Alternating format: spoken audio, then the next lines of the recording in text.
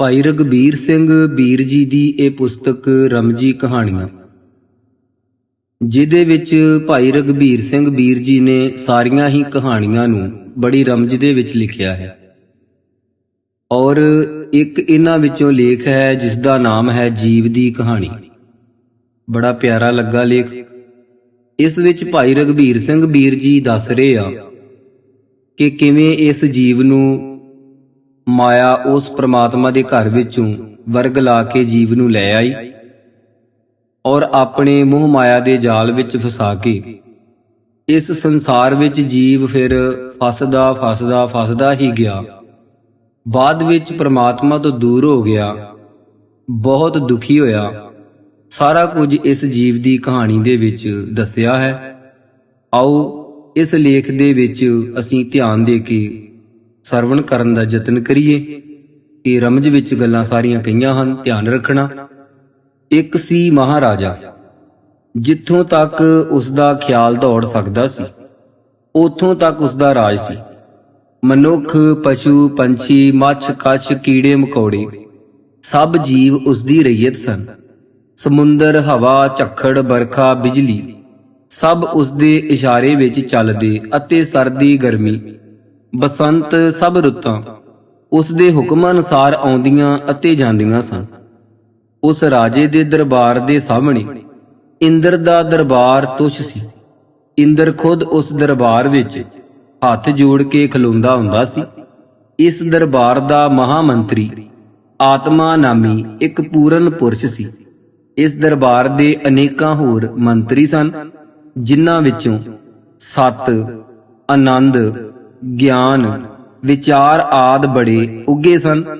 ਇਸ ਰਾਜੇ ਦੇ ਸੈਨਾਪਤੀ ਦਾ ਨਾਮ ਸਰਬ ਸ਼ਕਤੀਮਾਨ ਸੀ, ਜਿਸ ਦੇ ਹੇਠ ਹੋਰ ਬੜੇ ਫੌਜੀ ਜਰਨੈਲ ਸਨ। ਪਰ ਸਰਬ ਵਿਆਪਕ ਅਤੇ ਸਰਬ ਗਿਆਤਾ ਨਾਮੀ ਜਰਨੈਲ ਬੜੇ ਮਸ਼ਹੂਰ ਸਨ। ਤਰਸ ਨਾਮੀ ਕੋਤਵਾਲ ਅਤੇ ਇਨਸਾਫ ਨਾਮੀ ਜੱਜ ਨੂੰ ਵੀ ਕੁੱਲ ਦੁਨੀਆ ਜਾਣਦੀ ਸੀ। ਇਸ ਰਾਜੇ ਦੇ ਦਰਬਾਰ ਵਿੱਚ ਇੱਕ ਮਾਇਆ ਨਾਮੀ ਅਪਸ਼ਰਾ ਆ ਕੇ ਸਦਾ ਨਿਰਤ ਕਰਦੀ ਹੁੰਦੀ ਸੀ। ਜਦ ਇਸ ਨੇ ਆਉਣਾ, ਸਭ ਅਹਿਲਕਾਰਾਂ ਤੇ ਵਜ਼ੀਰਾਂ ਨੇ ਮੋਹਿਤ ਹੋ ਜਾਣਾ। ਇਹ ਅਪਸ਼ਰਾ ਅਚਰਜ ਸੁੰਦਰ ਸੀ। ਇਸ ਦੇ ਰੂਪ ਸਾਹਮਣੇ ਸਭ ਦਾ ਦਿਲ ਲੁਭਾਏਵਾਨ ਹੋ ਜਾਂਦਾ, ਪਰ ਇਸ ਦੀ ਸੋ ਜਾਂ ਸੋਭਾ ਚੰਗੀ ਨਹੀਂ ਸੀ ਸੁਣੀ ਦੀ। ਦਿਲ ਦੀ ਸਾਫ਼ ਨਹੀਂ ਸੀ। ਜਿਹੜੀ ਬਾਹਰੋਂ ਸੋਹਣੀ ਸੀ, ਓਨੀ ਅੰਦਰੋਂ ਨਹੀਂ ਸੀ। ਰਾਜੇ ਦਾ ਇੱਕ ਬੜਾ ਲਾਡਲਾ ਪੁੱਤਰ ਸੀ, ਜਿਸ ਨੂੰ ਉਹ ਰਾਜਾ ਜੀਵ ਕਹਿ ਕੇ ਬੁਲਾਉਂਦਾ ਅਤੇ ਆਪਣੀ ਜਿੰਦ ਜਾਨ ਸਮਝਦਾ ਸੀ। ਅੱਠੇ ਪਹਿਰ ਪਿਤਾ ਪੁੱਤਰ ਇਕੱਠੇ ਰਹਿੰਦੇ ਸਨ ਅਤੇ ਜੀਵਨ ਪਰ ਆਪਣੇ ਪਿਤਾ ਦਾ ਸਾਰਾ ਮੁਹਾਂਦਰਾ ਪੈਂਦਾ ਸੀ। ਸ਼ਕਲ, ਅਕਲ, ਗੱਲਬਾਤ, ਸੁਭਾਵ ਸਭ ਆਪਣੇ ਪਿਤਾ ਵਾਂਗਰ ਹੀ ਸੀ। ਕਈਆਂ ਦਾ ਖਿਆਲ ਸੀ ਕਿ ਜੀਵ ਆਪਣੇ ਪਿਤਾ ਦਾ ਸਾਖਿਆਤ ਸਰੂਪ ਹੈ। ਇੱਕ ਦਿਨ ਜੀਵ ਆਪਣੇ ਪਿਤਾ ਦੇ ਮਹਿਲ ਦੇ ਖਾਸ ਕਮਰੇ ਨਿੱਜ ਘਰ ਵਿੱਚ ਬੈਠਾ ਗਾ ਰਿਹਾ ਸੀ ਤਾਂ ਉਸਨੇ ਮਾਇਆ ਅਪਸ਼ਰਾ ਨੂੰ ਰਾਜੇ ਦੇ ਦਰਬਾਰ ਵਿੱਚ ਨਿਰਤ ਕਰਨ ਲਈ ਆਉਂਦਿਆਂ ਤੱਕਿਆ। ਮਾਇਆ ਦੀ ਬਹੁਤ ਚੜ੍ਹਤ ਕਈ ਰਾਣੀਆਂ ਤੋਂ ਘੱਟ ਨਹੀਂ ਸੀ। ਬੱਦਲਾਂ ਨੇ ਇੱਕ ਫੁੱਲਾਂ ਦਾ ਤਖਤ ਚੁੱਕਿਆ ਹੋਇਆ ਸੀ ਅਤੇ ਉਸ ਤਖਤ ਉੱਤੇ ਮਾਇਆ ਸਿਰ ਤੋਂ ਅੱਡੀ ਤੱਕ ਹਾਰ ਸ਼ਿੰਗਾਰ ਲਾਈ ਅਦਾ ਨਾਲ ਬੈਠੀ ਸੀ। ਬੱਦਲ ਤਖਤ ਨੂੰ ਉਡਾਉਂਦੇ ਉਡਾਉਂਦੇ ਰਾਜੇ ਦੇ ਮਹਿਲ ਸਾਹਮਣੇ ਲਿਆਏ ਅਤੇ ਮਾਇਆ ਛਣ ਛਣ ਕਰਦੀ ਉਸ ਤਖਤ ਤੋਂ ਉਤਰੀ ਅਤੇ ਦਰਬਾਰ ਵੱਲ ਤੁਰ ਪਈ। ਪਰ ਜਿਸ ਪਿਆਰ ਭਰੀ ਨਜ਼ਰ ਨਾਲ ਇਸ ਨੇ ਜਾਂਦੇ ਜਾਂਦੇ ਜੀਵ ਵੱਲ ਮੁਸਕਰਾ ਕੇ ਤੱਕਿਆ, ਉਸ ਦਾ ਜੀਵ ਤੇ ਕੁਝ ਅਜੀਬ ਅਸਰ ਹੋਇਆ। ਮਾਇਆ ਤਾਂ ਦਰਬਾਰ ਵਿੱਚ ਚਲੀ ਗਈ, ਪਰ ਜੀਵ ਨੂੰ ਮੁੜ-ਮੁੜ ਮਾਇਆ ਦੀ ਪਿਆਰ ਤੱਕਣੀ ਚੇਤੇ ਆ ਗਿਆ। ਜੀਵ ਮਾਇਆ ਤੇ ਮੋਹਿਤ ਹੋ ਗਿਆ ਅਤੇ ਨਿੱਜ ਘਰ ਨਾਮੀ ਕਮਰੇ ਤੋਂ ਬਾਹਰ ਨਿਕਲ ਮਾਇਆ ਦੇ ਰਸਤੇ ਵਿੱਚ ਆ ਖਲੋਤਾ। ਦਰਬਾਰ ਵਿੱਚ ਨਿਰਤ ਕਰਨ ਮਗਰੋਂ ਮਾਇਆ ਹੱਸਦੀ ਗੁਟਕਦੀ ਵਾਪਸ ਆ ਰਹੀ ਸੀ ਕਿ ਉਸਨੇ ਜੀਵ ਵੱਲ ਫਿਰ ਪਿਆਰ ਨਾਲ ਤੱਕਿਆ।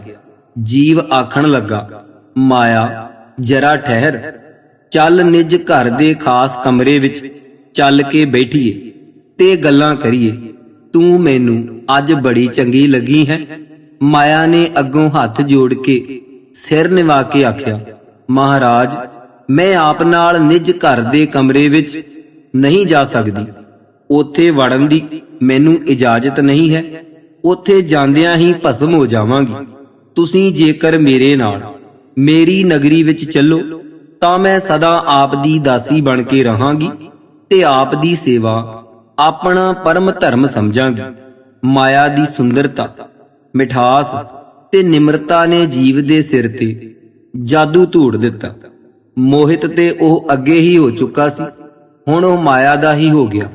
ਮਾਇਆ ਨੇ ਜੀਵ ਦੀਆਂ ਬਾਹਾਂ ਵਿੱਚ ਬਾਹਾਂ ਪਾ ਕੇ ਆਪਣੇ ਫੁੱਲਾਂ ਦੇ ਤਖਤ ਉੱਤੇ ਲਿਜਾ ਬਿਠਾਇਆ ਅਤੇ ਬੱਦਲਾਂ ਨੂੰ ਹੁਕਮ ਦਿੱਤਾ ਕਿ ਮਾਇਆ ਨਗਰੀ ਵੱਲ ਉੱਡਣ।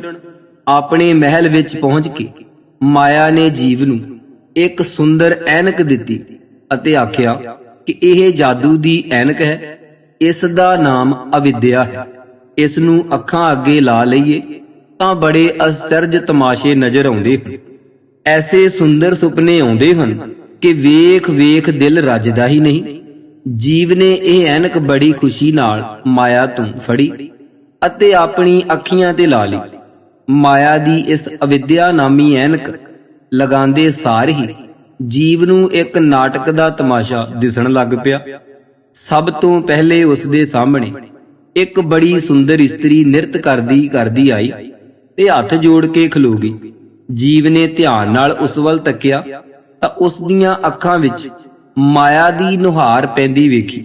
ਜੀਵ ਨੇ ਪਹਿਲੇ ਸਮਝਿਆ ਕਿ ਇਹ ਮਾਇਆ ਨਹੀਂ ਹੋ ਸਕਦੀ, ਐਵੇਂ ਮੇਰਾ ਭੁਲੇਖਾ ਹੈ। ਪਰ ਫਿਰ ਤਸੱਲੀ ਵਾਸਤੇ ਉਸ ਤੋਂ ਪੁੱਛਿਆ, ਤੂੰ ਕੌਣ ਹੈ? ਉਸ ਇਸਤਰੀ ਨੇ ਜੀਵ ਦੇ ਗਲ ਵਿੱਚ ਆਪਣੀਆਂ ਕੋਮਲ ਬਾਹਾਂ ਪਾ ਕੇ ਤੇ ਪਿਆਰ ਨਾਲ ਤੱਕ ਕੇ ਆਖਿਆ, ਮੈਂ ਮਾਇਆ ਦੀ ਸਹੇਲੀ ਅਤੇ ਆਪ ਦੀ ਦਾਸੀ ਹਾਂ। ਮੇਰਾ ਨਾਮ ਹਉਮੈ ਹੈ। ਮੈਨੂੰ ਮਾਇਆ ਨੇ ਸਦਾ ਲਈ ਆਪ ਦੀ ਸੇਵਾ ਵਿੱਚ ਰਹਿਣ ਲਈ ਭੇਜਿਆ ਹੈ। ਮੈਂ ਆਪ ਦੇ ਸਦਾ ਅੰਗ ਸੰਗ ਰਹਾਂਗੀ। ਆਪ ਦੇ ਦੁੱਖ ਸੁੱਖ ਵਿੱਚ ਆਪ ਦੀ ਭਾਈਵਾਲ ਹੋਵਾਂਗੀ। ਆਪ ਦੇ ਸਵਾਸਾਂ ਨਾਲ ਨਿਭਾਂਗੀ। ਮੈਨੂੰ ਕਬੂਲੋ, ਮੈਂ ਆਪ ਦੀ ਪਤਨੀ ਹਾਂ। ਆਪ ਮੇਰੇ ਸੁਆਮੀ ਹੋ। ਅਸੀਂ ਅੱਜ ਤੋਂ ਸਦਾ ਲਈ ਇਕੱਠਿਆਂ ਰਹਿਣਾ ਹੈ। ਜੀਵ ਨੇ ਹਉਮੈ ਦੀ ਗੱਲ ਵਕੜੀ ਵਿੱਚ ਅਚਰਜ ਆਨੰਦ ਪ੍ਰਤੀਤ ਕੀਤਾ ਅਤੇ ਆਖਣ ਲੱਗਾ, ਹਉਮੈ, ਤੂੰ ਬੜੀ ਸੁੰਦਰ ਹੈ। ਮੈਨੂੰ ਬੜੀ ਪਿਆਰੀ ਲੱਗੀ ਹੈ। ਮੈਂ ਤੈਨੂੰ ਹੁਣ ਆਪਣੇ ਕੋਲੋਂ ਕਦੀ ਵੱਖਰਾ ਨਹੀਂ ਹੋਣ ਦੇਣਾ। ਅਸੀਂ ਸਦਾ ਇਕੱਠੇ ਰਹਾਂਗੇ। ਅਸੀਂ ਆਪਣੀ ਇੱਕ ਨਵੀਂ ਦੁਨੀਆ ਬਣਾਵਾਂਗੇ ਜਿੱਥੇ ਸਾਨੂੰ ਇੱਕ ਦੂਜੇ ਤੋਂ ਕੋਈ ਵੱਖਰਾ ਨਾ ਕਰ ਸਕੇ। ਜੀਵ ਤੇ ਹਉਮੈ ਨੂੰ ਇਕੱਠਿਆਂ ਰਹਿੰਦਿਆਂ ਕਿੰਨਾ ਚਿਰ ਗੁਜ਼ਰ ਗਿਆ। ਇਹਨਾਂ ਤੋਂ ਇਹਨਾਂ ਦੇ ਘਰ 5 ਪੁੱਤਰ ਪੈਦਾ ਹੋਏ। ਹਉਮੈ ਨੇ ਇਹਨਾਂ ਦੇ ਨਾਮ ਮੋਹ, ਲੋਭ, ਕਾਮ, ਕ੍ਰੋਧ ਅਤੇ ਹੰਕਾਰ ਰੱਖਿਆ। ਮੋਹ ਸਭ ਵੱਡੇ ਪੁੱਤਰ ਦਾ ਨਾਮ ਸੀ, ਇਸ ਕਰਕੇ ਉਸ ਦਾ ਬੜਾ ਪੁੱਤਰ ਸੀ। ਇਹ 5 ਪੁੱਤਰ ਹੌਲੀ ਹੌਲੀ ਸਿਆਣੇ ਹੁੰਦੇ ਗਏ ਤੇ ਜੀਵ ਤੇ ਹਉਮੈ ਨੇ ਇਹਨਾਂ ਦੇ ਵਿਆਹ ਕਰ ਦਿੱਤੇ। 5 ਦੇ ਘਰ ਵਹੁਟੀਆਂ ਆ ਗਈਆਂ। ਇਹਨਾਂ 5 ਦੇ ਘਰ ਅੱਗੇ ਧੀਆਂ ਪੁੱਤਰ ਪੈਦਾ ਹੋਏ, ਜਿਨ੍ਹਾਂ ਦੇ ਨਾਮ ਚਿੰਤਾ, ਫਿਕਰ, ਦੁੱਖ, ਰੋਗ, ਅਸ਼ਾਂਤੀ, ਕਲੇਸ਼, ਥੋੜ, ਈਰਖਾ, ਬੇਇਨਸਾਫੀ, ਜ਼ੁਲਮ, ਜ਼ੋਰ, ਧੱਕਾ, ਖੁਦਗਰਜੀ, ਮਕਰ, ਫਰੇਬ, ਧੋਖਾ, ਕਾਇਰਤਾ, ਵੈਰ ਵਿਰੋਧ, ਨਿਰਬਲਤਾ, ਬਿਮਾਰੀ, ਮੌਤ ਆਦਿ ਰੱਖੇ ਗਏ। ਜੀਵ ਹੁਣ ਬੜਾ ਕਬੀਲਦਾਰ ਸੀ। ਇਸ ਦਾ ਪਰਿਵਾਰ ਜਿੱਧਰ ਦੇਖੋ ਫੈਲਿਆ ਹੋਇਆ ਦਿਸੇ। ਜੀਵ ਦਿਨ ਰਾਤ ਆਪਣੇ ਟੱਬਰ ਵਿੱਚ ਮਸਤ ਰਹਿੰਦਾ। ਇਸ ਨੂੰ ਐਸਾ ਕੋਈ ਵਕਤ ਨਹੀਂ ਸੀ ਮਿਲਦਾ ਜਦ ਆਪਣੇ ਕਬੀਲੇ ਦੇ ਰੁਝੇਵਿਆਂ ਤੋਂ ਨਵੇਕਲਾ ਹੋ ਕੇ ਕਿਸੇ ਹੋਰ ਸੋਚ ਨੂੰ ਸੋਚ ਸਕੇ। ਵੱਡਾ ਪਰਿਵਾਰ ਹੋ ਜਾਣ ਕਰਕੇ ਇਸ ਦੇ ਕੋਲ ਸਾਰੇ ਬਾਲ ਬੱਚਿਆਂ ਤੇ ਲੜਾਈਆਂ ਦੇ ਫੈਸਲੇ ਆਉਂਦੇ। ਫਿਰ ਜਦ ਜੀਵ ਦਾ ਕੋਈ ਸੰਬੰਧੀ ਗੁੱਸੇ ਹੋ ਜਾਵੇ, ਜੀਵ ਵਿਚਾਰੇ ਨੂੰ ਖੁਸ਼ਾਮਦ ਕਰਕੇ ਮਨਾਣਾ ਪੈਂਦਾ। ਜੀਵ ਦੇ 5 ਪੁੱਤਰ ਤਾਂ ਸਿਆਣੇ ਹੋ ਗਏ ਸਨ। ਉਹ ਤਾਂ ਆਪੋ ਆਪਣੇ ਕਾਰ ਵਿਹਾਰ ਵਿੱਚ ਲੱਗੇ ਰਹਿੰਦੇ ਅਤੇ ਵਡੇਰੀ ਉਮਰ ਦਾ ਹੋ ਜਾਣ ਕਰਕੇ ਜੀਵ ਹਰ ਵਕਤ ਘਰ ਹੀ ਰਹਿੰਦਾ ਸੀ ਅਤੇ 8 ਪਹਿਰ ਪੋਤਰਿਆਂ, ਪੋਤਰੀਆਂ, ਦੋਹਤਰੀਆਂ ਨਾਲ ਦਿਲ ਪਰਚਾਉਂਦਾ ਸੀ। ਹਉਮੈ ਦੇ ਲਾਡਾਂ ਨੇ ਸਭ ਬੱਚਿਆਂ ਨੂੰ ਵਿਗਾੜ ਛੱਡਿਆ ਸੀ। ਬੜੇ ਅਥਰੇ, ਨਿਡਰ ਅਤੇ ਗੁਸਤਾਖ ਹੋ ਗਏ ਸਨ। ਖੇਡਦਿਆਂ ਖੇਡਦਿਆਂ ਆਉਂਦੇ ਮਿੱਟੀ ਦੇ ਭਰੇ ਕੱਪੜਿਆਂ ਨਾਲ ਜੀਵ ਦੇ ਮੋਢਿਆਂ ਤੇ ਚੜ ਜਾਂਦੇ, ਸਿਰ ਤੇ ਬੈਠ ਜਾਂਦੇ। ਕਦੀ ਰਲ ਕੇ ਆਖਦੇ, ਬਾਬਾ ਸਾਨੂੰ ਹੂਟੇ ਦੇ। ਜੀਵ ਘੋੜੀ ਬਣ ਜਾਂਦਾ ਅਤੇ ਸਾਰੇ ਬੱਚੇ ਜੀਵ ਉੱਤੇ ਪਲਾਕੀ ਮਾਰ ਕੇ ਅਸਵਾਰ ਹੁੰਦੇ।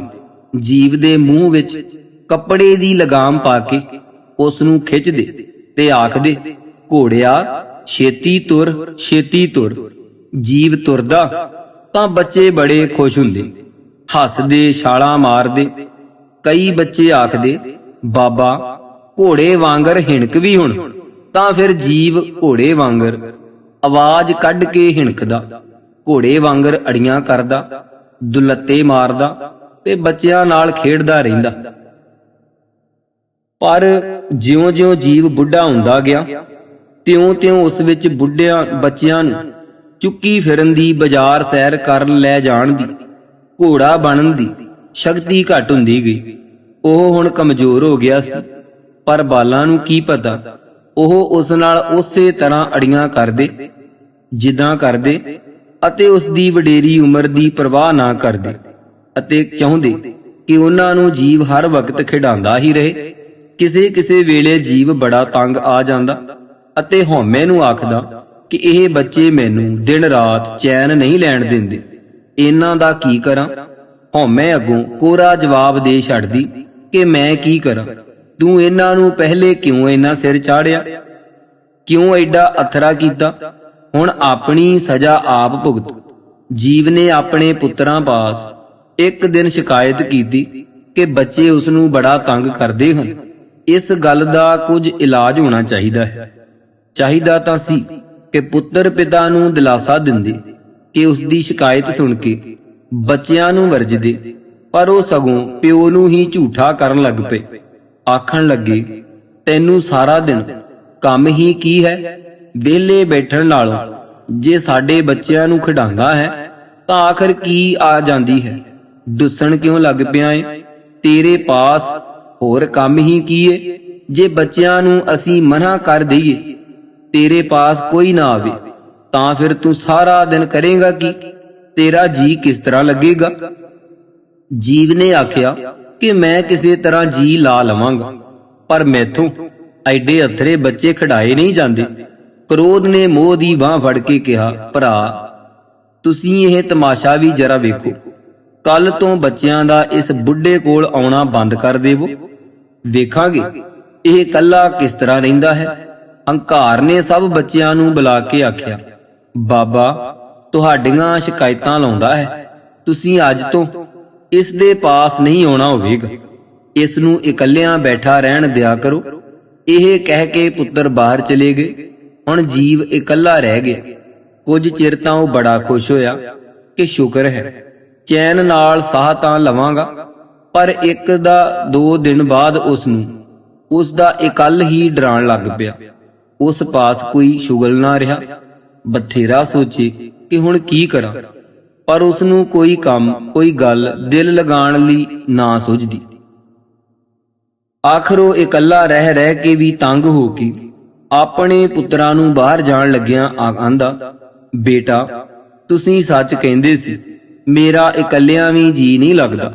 ਮੇਰਾ ਦਿਲ ਲਗਾਉਣ ਵਾਸਤੇ ਇਹ ਜ਼ਰੂਰੀ ਹੈ ਕਿ ਬੱਚਿਆਂ ਨੂੰ ਖਿਡਾਉਣ ਦਾ ਕੰਮ ਮੈਨੂੰ ਫਿਰ ਦਿੱਤਾ ਜਾਵੇ। ਹੰਕਾਰ ਤੇ ਕ੍ਰੋਧ ਨੇ ਅੱਗੋਂ ਰਲ ਕੇ ਆਖਿਆ ਕਿ ਹੁਣ ਤੈਨੂੰ ਅਸੀਂ ਬੱਚਿਆਂ ਵਿੱਚ ਬੈਠਣ ਹੀ ਨਹੀਂ ਦੇਣਾ। ਤੂੰ ਰੋਜ਼ ਇਹਨਾਂ ਦੀਆਂ ਸ਼ਿਕਾਇਤਾਂ ਲਾਉਂਦਾ ਰਹਿੰਦਾ ਸੀ। ਹੁਣ ਕੁਝ ਚਿਰ ਸਬਰ ਕਰਕੇ ਇਕੱਲਾ ਰਹਿ ਕੇ ਵੇਖ। ਪਰ ਜੀਵ ਨੂੰ ਇਕੱਲ ਖਾਣ ਨੂੰ ਆਉਂਦਾ ਸੀ। ਉਸਨੇ ਪੁੱਤਰਾਂ ਅੱਗੇ ਹੱਥ ਜੋੜੇ ਅਤੇ ਆਖਿਆ, ਹੁਣ ਮੈਨੂੰ ਮਾਫ ਕਰੋ, ਮੈਂ ਬੱਚਿਆਂ ਦੀ ਫੇਰ ਕਦੀ ਸ਼ਿਕਾਇਤ ਨਹੀਂ ਲਾਵਾਂਗਾ। ਮੈਨੂੰ ਇਹਨਾਂ ਨਾਲ ਰਹਿਣ ਤੇ ਇਹਨਾਂ ਨੂੰ ਖਿਡਾਉਣ ਦਾ ਫੇਰ ਮੌਕਾ ਦੇਵੋ। ਜੀਵ ਦੀ ਇਹ ਗੱਲ ਸੁਣ ਕੇ ਹਉਮੈ ਨੇ ਪੁੱਤਰਾਂ ਨੂੰ ਸਮਝਾਇਆ ਕਿ ਆਖਰ ਨਾਰਾਜ਼ਗੀ ਦੀ ਗੱਲ ਕੀ ਹੈ। ਜੀਵ ਭਾਵੇਂ 70-72 ਹੋ ਗਿਆ ਹੈ, ਫਿਰ ਵੀ ਘਰ ਦਾ ਵੱਡਾ ਹੈ। ਜਾਣ ਦੇਵੋ, ਜੋ ਕਹਿੰਦਾ ਹੈ ਮੰਨ ਲਵੋ। ਲੋਭ ਤੇ ਕਾਮ ਨੇ ਵੀ ਭਰਾਵਾਂ ਨੂੰ ਸਮਝਾਇਆ। ਅਖੀਰ ਵੱਡੇ ਭਰਾ ਮੋਹ ਨੇ ਫੈਸਲਾ ਕੀਤਾ ਕਿ ਅੱਛਾ, ਅੱਜ ਤੋਂ ਫਿਰ ਜੀਵ ਬੱਚਿਆਂ ਨੂੰ ਖਿਡਾ ਕੇ ਆਪਣਾ ਦਿਲ ਲਗਾਇਆ ਕਰੇ,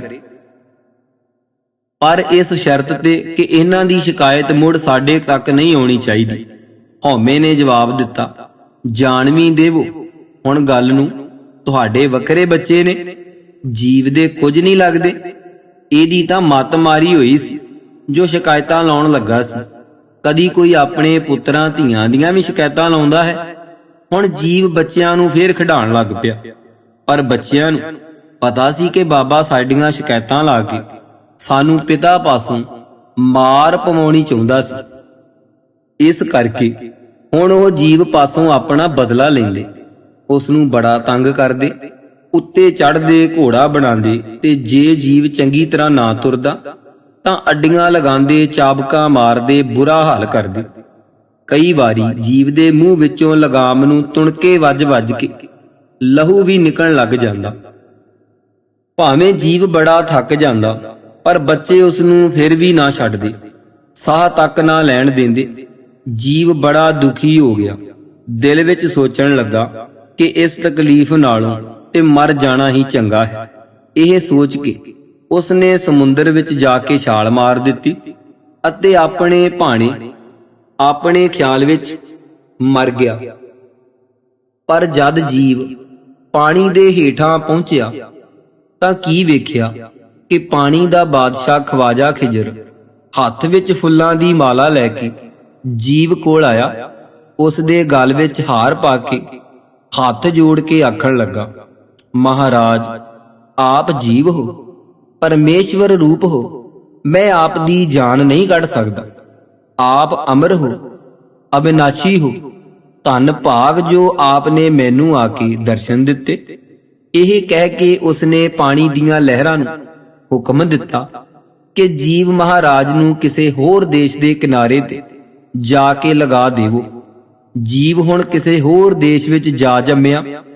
ਪਹਿਲੇ ਤਾਂ ਬੱਚਾ ਸੀ, ਇਸ ਨੂੰ ਕੋਈ ਹੋਸ਼ ਨਹੀਂ ਸੀ, ਪਰ ਜਿਉਂ-ਜਿਉਂ ਹੋਸ਼ ਆਉਂਦੀ ਗਈ, ਇਸ ਨੇ ਸਭ ਤੋਂ ਪਹਿਲੇ ਹਉਮੈ ਨੂੰ ਪਛਾਣ ਲੀਤਾ ਕਿ ਇਹ ਤਾਂ ਮੇਰੇ ਨਾਲ ਹੀ ਮੁੜ ਕੇ ਜੰਮ ਪਈ ਹੈ। ਹਉਮੈ ਨੇ ਝੱਟ ਜੀਵ ਦੇ ਪੈਰ ਪਕੜ ਲਏ ਤੇ ਆਖਣ ਲੱਗੀ, ਮਹਾਰਾਜ, ਮੈਂ ਆਪ ਦੀ ਦਾਸੀ, ਆਪ ਤੋਂ ਪਿੱਛੇ ਕਿੱਥੇ ਰਹਿ ਸਕਦੀ ਹਾਂ। ਆਪ ਜਿਸ ਜਨਮ ਵਿੱਚ ਜਾਵੋਗੇ, ਆਪ ਦੇ ਅੰਗ ਸੰਗ ਰਹਾਂਗੀ। ਮੇਰਾ ਆਪ ਤੋਂ ਵਿਛੜਨਾ ਅਸੰਭਵ ਹੈ।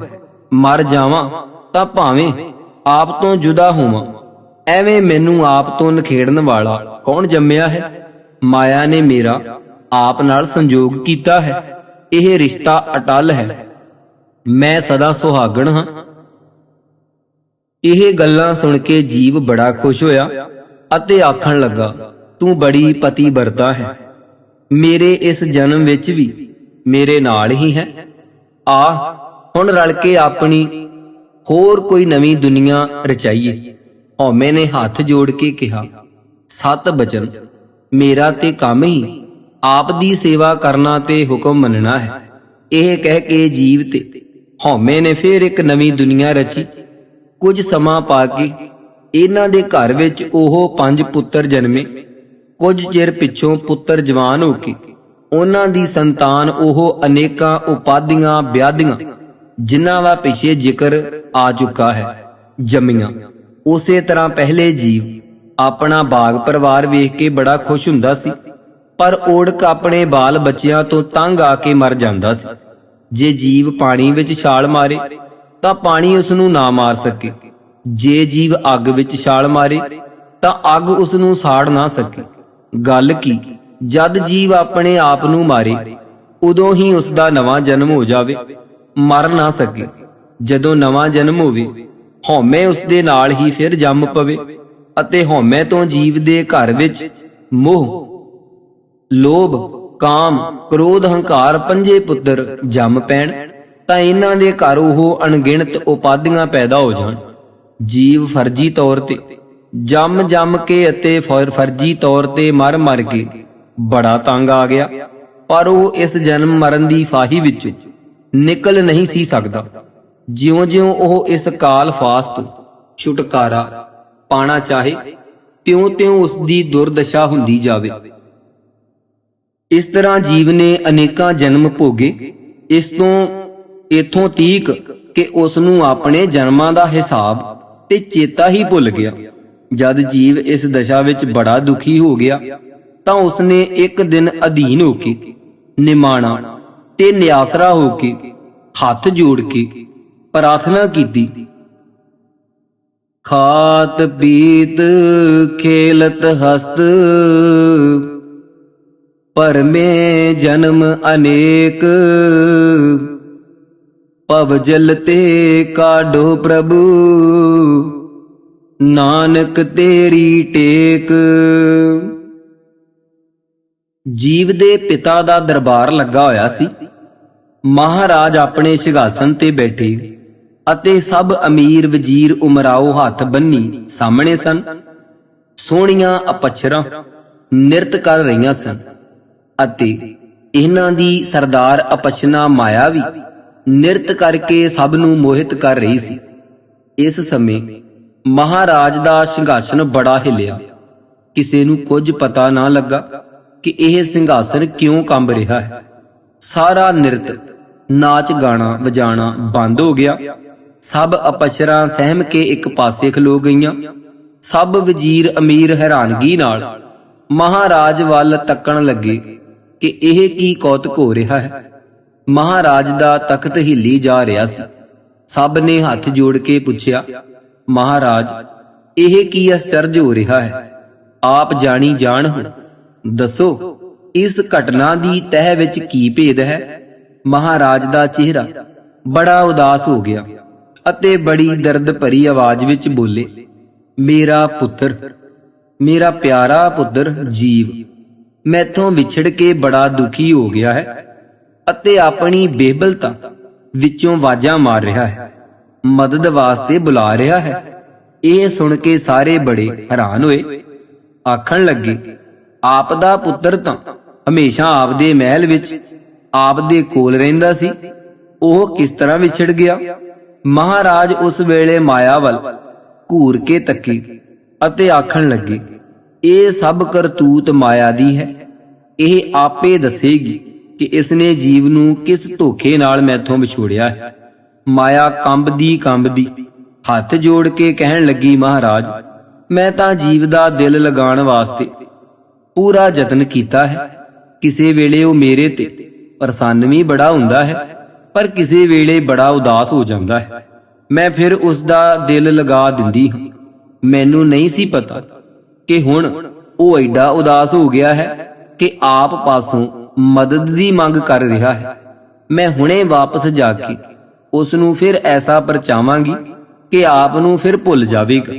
ਮਹਾਰਾਜ ਨੇ ਕਿਹਾ, ਮਾਇਆ, ਜੀਵ ਤੇਰੇ ਧੋਖੇ ਵਿੱਚ ਆ ਸਕਦਾ ਹੈ, ਪਰ ਇਹ ਧੋਖਾ ਉਸ ਨੂੰ ਹਮੇਸ਼ਾ ਵਾਸਤੇ ਤੇਰੇ ਫੰਦੇ ਵਿੱਚ ਨਹੀਂ ਰੱਖ ਸਕਦਾ।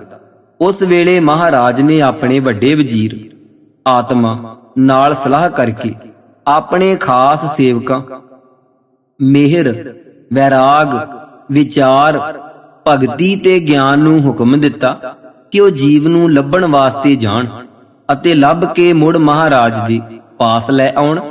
ਮਾਇਆ ਇਹਨਾਂ ਦੇ ਤੁਰਨ ਤੋਂ ਪਹਿਲੇ ਹੀ ਦਰਬਾਰ ਵਿੱਚੋਂ ਖਿਸਕ ਗਈ। ਪਹਿਲੋਂ ਹੀ ਉਸਨੇ ਆਪਣੇ ਨਗਰ ਵਿੱਚ ਜਾ ਕੇ ਹਉਮੈ, ਕਾਮ, ਕ੍ਰੋਧ, ਲੋਭ, ਮੋਹ, ਹੰਕਾਰ ਨੂੰ ਇਕੱਠਿਆਂ ਕਰਕੇ ਸਾਰੀ ਗੱਲ ਦੱਸ ਦਿੱਤੀ। ਕਹਿਣ ਲੱਗੀ, ਜੀਵ ਦੇ ਪਿਤਾ ਨੂੰ ਇਸ ਨੂੰ ਸਾਡੇ ਹਾਰਿਆਂ ਤੋਂ ਖੋਹ ਕੇ ਆਪਣੇ ਪਾਸ ਬੁਲਾਉਣ ਵਾਸਤੇ ਮਿਹਰ, ਵਿਚਾਰ, ਗਿਆਨ, ਵਿਰਾਗ ਤੇ ਭਗਤੀ ਨੂੰ ਭੇਜਿਆ ਹੈ। ਜੇਕਰ ਉਹ ਜੀਵ ਨੂੰ ਸਾਡੇ ਪਾਸੋਂ ਲੈ ਗਏ ਤਾਂ ਤੁਸੀਂ ਸਾਰੇ ਮਰ ਜਾਵੋਗੇ। ਅਸੀਂ ਜੀਵ ਬਗੈਰ ਇੱਕ ਦਿਨ ਨਹੀਂ ਜੀ ਸਕਾਂਗੇ।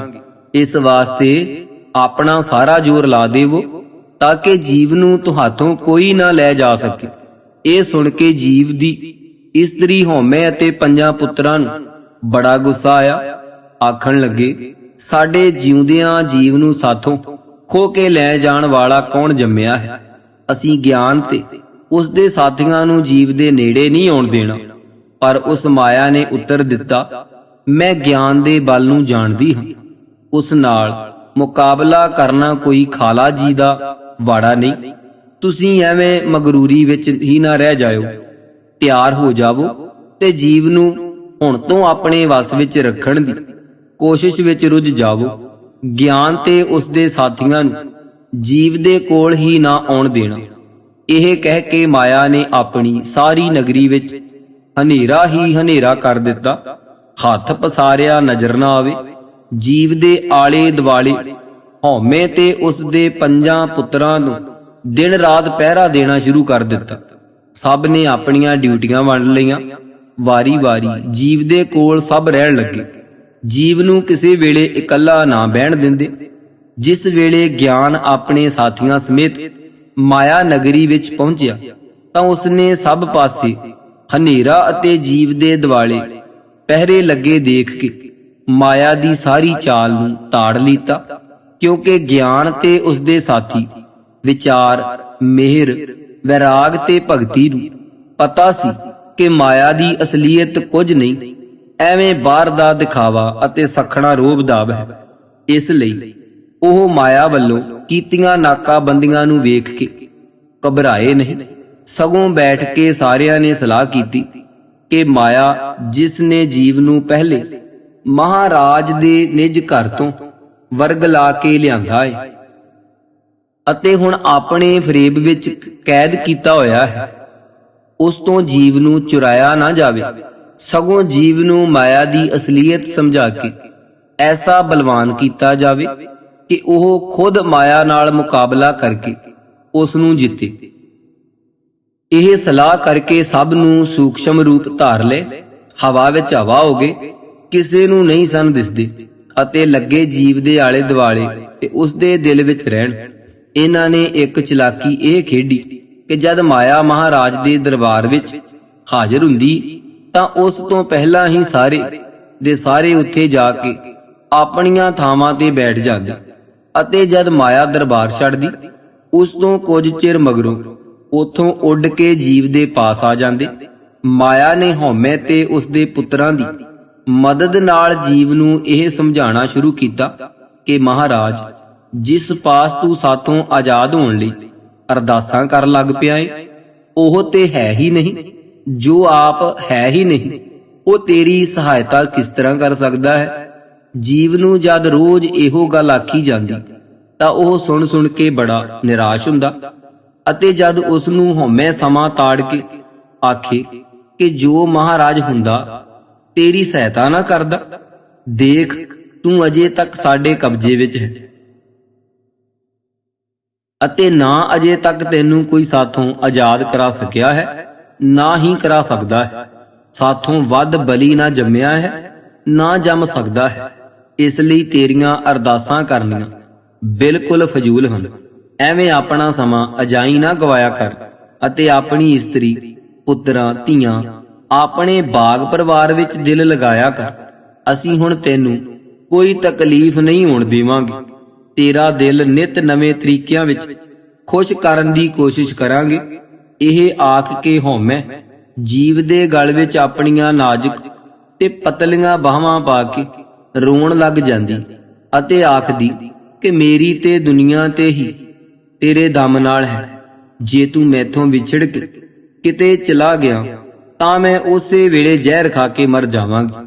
ਜਦ ਮੈਂ ਮਰ ਗਈ ਤੇਰਾ ਘਰ ਸਾਰੇ ਦਾ ਸਾਰਾ ਵੀਰਾਨ ਹੋ ਜਾਵੇਗਾ।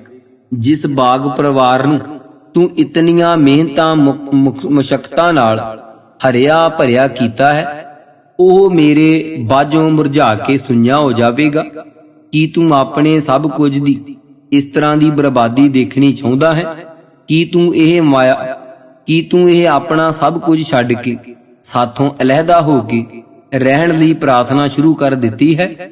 ਜਿੱਥੇ ਤੇਰੇ ਨਾਲ ਅਸੀਂ ਨਾ ਹੋਵਾਂਗੇ ਉੱਥੇ ਤੂੰ ਕਿਵੇਂ ਖੁਸ਼ ਰਹਿ ਸਕੇਗਾ? ਜੀਵ ਨੇ ਹਉਮੈ ਨੂੰ ਆਪਣੇ ਨਾਲ ਇਸ ਤਰ੍ਹਾਂ ਦੀਆਂ ਪ੍ਰੇਮ ਭਰੀਆਂ ਗੱਲਾਂ ਕਰਦਿਆਂ ਦੇਖ ਕੇ ਆਖਿਆ ਕਿ ਮੈਂ ਤੈਨੂੰ ਤੇ ਆਪਣੇ ਪਰਿਵਾਰ ਨੂੰ ਕਦੀ ਛੱਡਣਾ ਨਹੀਂ ਚਾਹੁੰਦਾ। ਦੁਖੀ ਹੋ ਕੇ ਸੁਤੇ ਸਿੱਧ ਹੀ ਦਿਲੋਂ ਪ੍ਰਾਰਥਨਾ ਨਿਕਲ ਜਾਂਦੀ ਹੈ। ਪਰ ਜੇ ਤੂੰ ਨਾਰਾਜ਼ ਹੁੰਦੀ ਹੈ ਕਿ ਪ੍ਰਾਰਥਨਾ ਨਾ ਕਰਾਂ ਤਾਂ ਅੱਗੇ ਨੂੰ ਨਹੀਂ ਕਰਾਂਗਾ।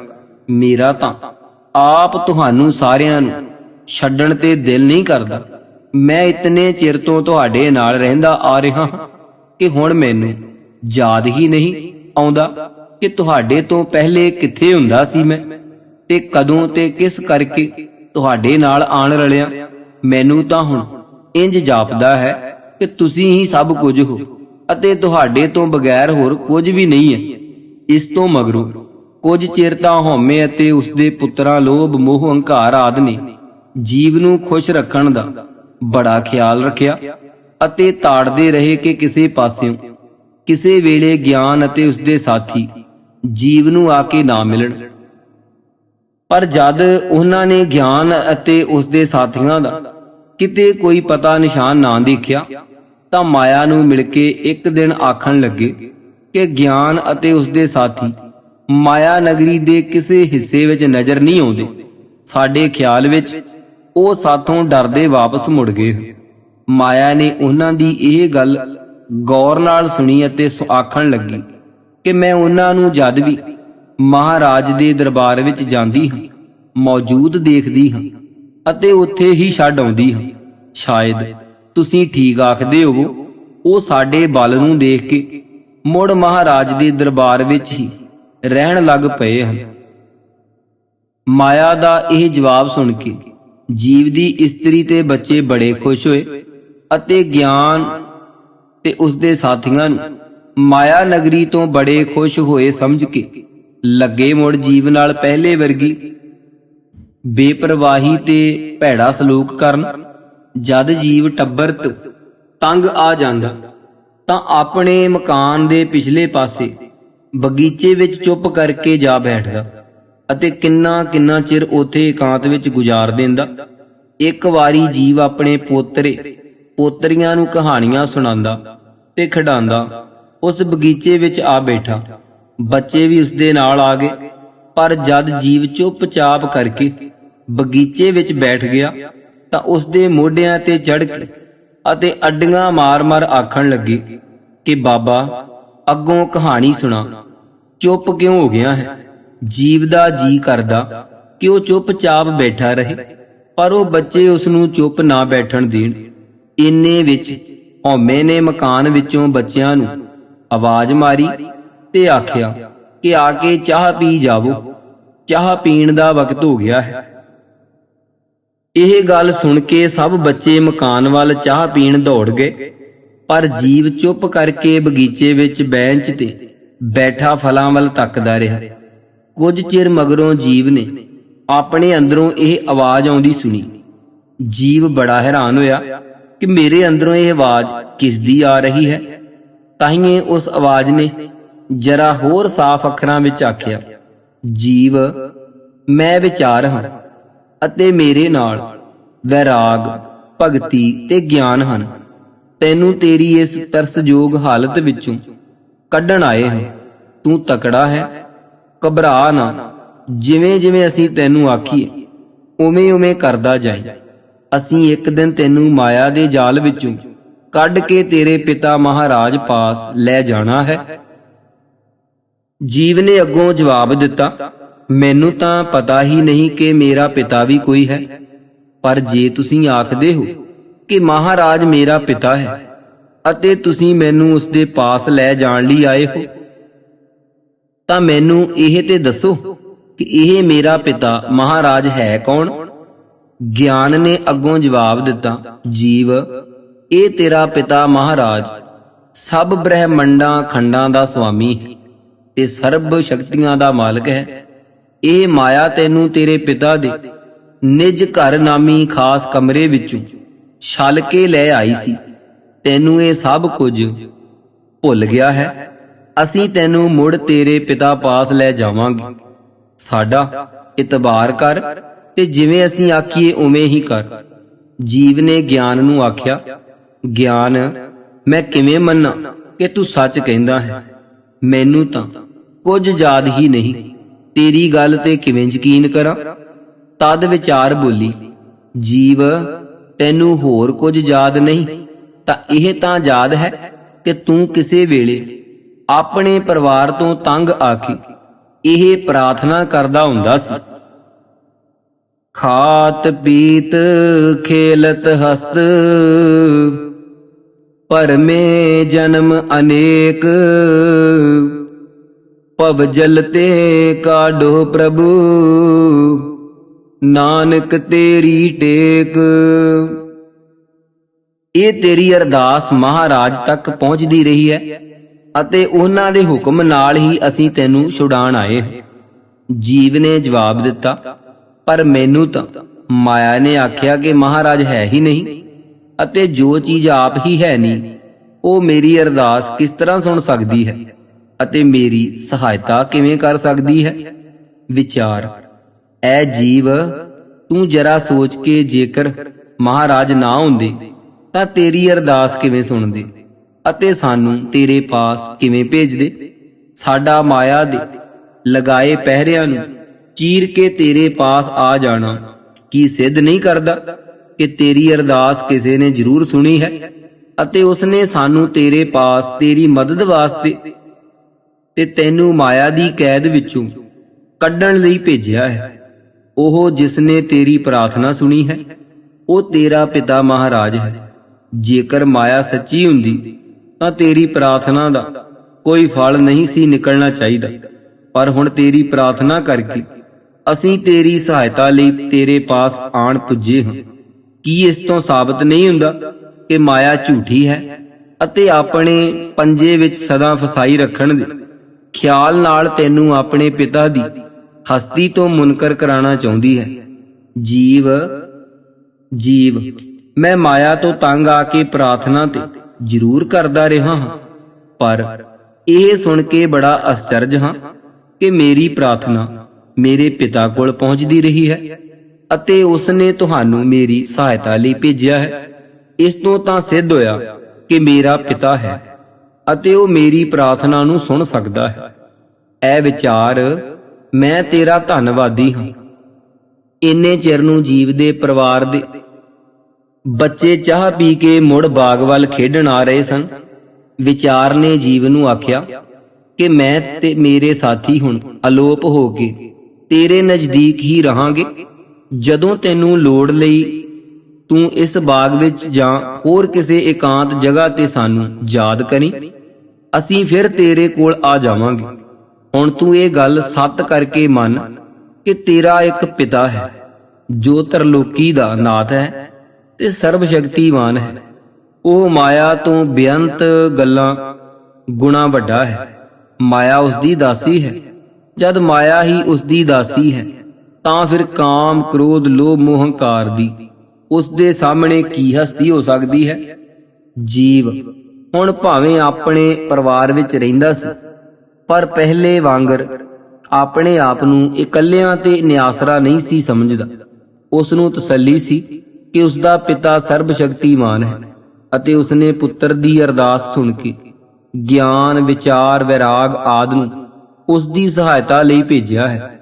ਪਹਿਲੇ ਪਹਿਲ ਜਦ ਹਉਮੈ ਅਤੇ ਜੀਵ ਦੇ ਪੁੱਤਰ ਮੋਹ, ਕ੍ਰੋਧ, ਹੰਕਾਰ ਨੂੰ ਆਦਿ ਨੂੰ ਪਤਾ ਲੱਗਾ ਕਿ ਜੀਵ ਦੇ ਖਿਆਲਾਂ ਵਿੱਚ ਫਰਕ ਆ ਗਿਆ ਹੈ, ਤਾਂ ਇੱਕ ਦੋ ਵਾਰੀ ਸਾਰੇ ਰਲ ਕੇ ਜੀਵ ਨੂੰ ਲੱਗੇ ਦਾਬੇ ਦੇਣ ਤੇ ਡਰਾਉਣ। ਪਰ ਜੀਵ ਜਦ ਚਾਹੁੰਦਾ ਇਕਾਂਤ ਵਿੱਚ ਜਾ ਕੇ ਵਿਚਾਰ, ਗਿਆਨ ਆਦਿ ਆਪਣੇ ਮਿੱਤਰਾਂ ਨੂੰ ਬੁਲਾ ਲੈਂਦਾ ਅਤੇ ਉਹਨਾਂ ਦੀ ਸਲਾਹ ਅਨੁਸਾਰ ਕੰਮ ਕਰਦਾ।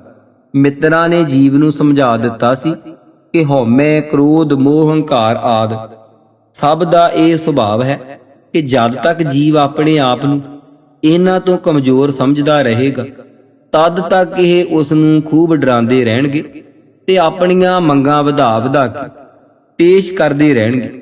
ਪਰ ਜਦ ਜੀਵ ਆਪਣੇ ਆਪ ਨੂੰ ਇਹਨਾਂ ਤੋਂ ਵੱਡਾ ਤੇ ਤਾਕਤਵਰ ਸਮਝੇਗਾ ਅਤੇ ਇਹਨਾਂ ਦੀ ਈਨ ਮੰਨਣ ਵਾਸਤੇ ਤਿਆਰ ਨਹੀਂ ਹੋਵੇਗਾ, ਤਾਂ ਇਹ ਕੁਝ ਚਿਰ ਸਖਣੇ ਰੋਬ ਦਿਖਾ ਕੇ ਆਪੇ ਹੀ ਜੀਵ ਦੇ ਅਧੀਨ ਹੋ ਜਾਣਗੇ ਤੇ ਉਸ ਦੇ ਇਸ਼ਾਰੇ ਵਿੱਚ ਕੰਮ ਕਰਨਗੇ। ਇਸ ਲਈ ਜਦ ਪਹਿਲੇ ਪਹਿਲ ਹਉਮੈ ਤੇ ਉਸ ਦੇ ਪੁੱਤਰਾਂ ਮੋਹ, ਕ੍ਰੋਧ, ਹੰਕਾਰ, ਲੋਭ ਆਦਿ ਨੇ ਜੀਵ ਨੂੰ ਦਬਾਣਾ ਚਾਹਿਆ, ਤਾਂ ਜੀਵ ਨੇ ਉਹਨਾਂ ਤੋਂ ਅੱਗੇ ਨੂੰ ਦੱਬ ਕੇ ਰਹਿਣ ਤੋਂ ਇਨਕਾਰ ਕਰ ਦਿੱਤਾ ਅਤੇ ਤਗੜੇ ਹੋ ਕੇ ਆਖਿਆ ਕਿ ਉਹ ਉਹਨਾਂ ਸਭ ਦਾ ਪਿਤਾ ਹੈ, ਘਰ ਦਾ ਵੱਡਾ ਹੈ। ਛੋਟਿਆਂ ਨੂੰ ਵੱਡੇ ਦੀ ਗੱਲ ਮੰਨਣੀ ਪਵੇਗੀ। ਜਿਸ ਦਾ ਜੀ ਕਰੇ ਘਰ ਵਿੱਚ ਰਹੇ, ਜਿਸ ਦਾ ਜੀ ਕਰੇ ਘਰ ਤੋਂ ਬਾਹਰ ਹੋ ਜਾਵੇ। ਜੀਵ ਨੂੰ ਕਿਸੇ ਦਾ ਕੁਝ ਪਰਵਾਹ ਨਹੀਂ। ਉਹ ਆਪਣੇ ਘਰ ਦਾ ਆਪ ਮਾਲਕ ਹੈ ਅਤੇ ਕਿਸੇ ਪੁੱਤਰ ਧੀ ਦੀ ਭਾਵੇਂ ਉਹ ਕਿਤਨਾ ਹੀ ਪਿਆਰਾ ਕਿਉਂ ਨਾ ਹੋਵੇ, ਗਤੀ ਕਦੀ ਗੁਸਤਾਖੀ ਜਾਂ ਬੇਪਰਵਾਹੀ ਨਹੀਂ ਸਹਾਰੇਗਾ। ਇਸ ਤੋਂ ਬਾਅਦ ਜੀਵ ਨੇ ਆਪਣੇ ਪਿਤਾ ਵੱਲੋਂ ਭੇਜੇ ਮਿੱਤਰਾਂ ਦੀ ਸਲਾਹ ਅਨੁਸਾਰ ਆਪਣੇ ਪੁਰਾਣੇ ਘਰ ਦੇ ਕੋਲ ਇੱਕ ਛੋਟਾ ਜਿਹਾ ਨਵਾਂ ਮਕਾਨ ਬਣਾਇਆ। ਪਹਿਲੇ ਪਹਿਲ ਹਉਮੈ ਨੇ ਘਰ ਵਿੱਚ ਬੜੀ ਲੜਾਈ ਪਾਈ ਅਤੇ ਆਖੇ ਕਿ ਜਦ ਅਸੀਂ ਇਤਨੀ ਦੇਰ ਤੋਂ ਸਾਰੇ ਪਰਿਵਾਰ ਸਮੇਤ ਇਕੱਠੇ ਮਕਾਨ ਵਿੱਚ ਰਹਿੰਦੇ ਚਲੇ ਆਏ ਹਾਂ, ਤਾਂ ਹੁਣ ਜੀਵ ਦਾ ਆਪਣੇ ਲਈ ਵੱਖਰਾ ਮਕਾਨ ਬਣਵਾਉਣ ਦਾ ਕੀ ਕਾਰਨ ਤੇ ਕੀ ਫਾਇਦਾ ਹੈ। ਮੋਹ, ਲੋਭ, ਹੰਕਾਰ, ਕਾਮ ਸਭ ਮਾਂ ਵੱਲ ਦੀ ਗੱਲ ਕਰਦੇ ਅਤੇ ਆਪਣੇ ਪਿਤਾ ਦਾ ਆਪਣੇ ਲਈ ਨਵਾਂ ਮਕਾਨ ਬਣਵਾਉਣਾ ਬੜੀ ਫਜ਼ੂਲ ਖਰਚੀ ਸਮਝਦੇ। ਪਰ ਜਦ ਜੀਵ ਨੇ ਉਹਨਾਂ ਦੀ ਇੱਕ ਨਾ ਸੁਣੀ ਅਤੇ ਆਖਿਆ ਕਿ ਬੇਸ਼ੱਕ ਤੁਸੀਂ ਮੇਰਾ ਪਰਿਵਾਰ ਹੋ ਅਤੇ ਮੈਂ ਸਦਾ ਤੁਹਾਡੇ ਨਾਲ ਇੱਕੋ ਘਰ ਵਿੱਚ ਰਹਿੰਦਾ ਰਿਹਾ ਹਾਂ, ਪਰ ਹੁਣ ਸਾਡੇ ਬਾਲ ਬੱਚੇ ਇੱਥੋਂ ਤੱਕ ਆ ਕੇ ਵਧੇ ਹਨ ਕਿ ਹਰ ਵਕਤ ਘਰ ਵਿੱਚ ਰੌਲਾ ਪਿਆ ਰਹਿੰਦਾ ਹੈ। ਨਾ ਮੈਂ ਸੌਂ ਸਕਦਾ, ਨਾ ਇਕਾਂਤ ਵਿੱਚ ਕਿਸੇ ਵੇਲੇ ਬੈਠ ਸਕਦਾ ਹਾਂ।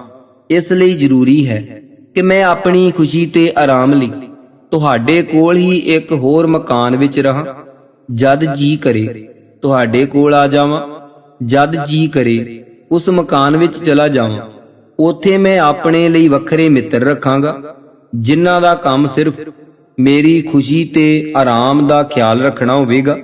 ਮੈਂ ਅੱਜ ਤੱਕ ਸਾਰੀ ਉਮਰ ਆਪਣਾ ਕਦੀ ਖਿਆਲ ਨਹੀਂ ਕੀਤਾ, ਪਰਿਵਾਰ ਵਿੱਚ ਹੀ ਮੂਰਖਾਂ ਵਾਂਗ ਗਲਤਾਨ ਰਿਹਾ। ਹੁਣ ਇਹੋ ਮੇਰਾ ਪਰਿਵਾਰ ਮੇਰੀ ਜਾਨ ਦਾ ਖੌਅ ਬਣ ਗਿਆ ਹੈ।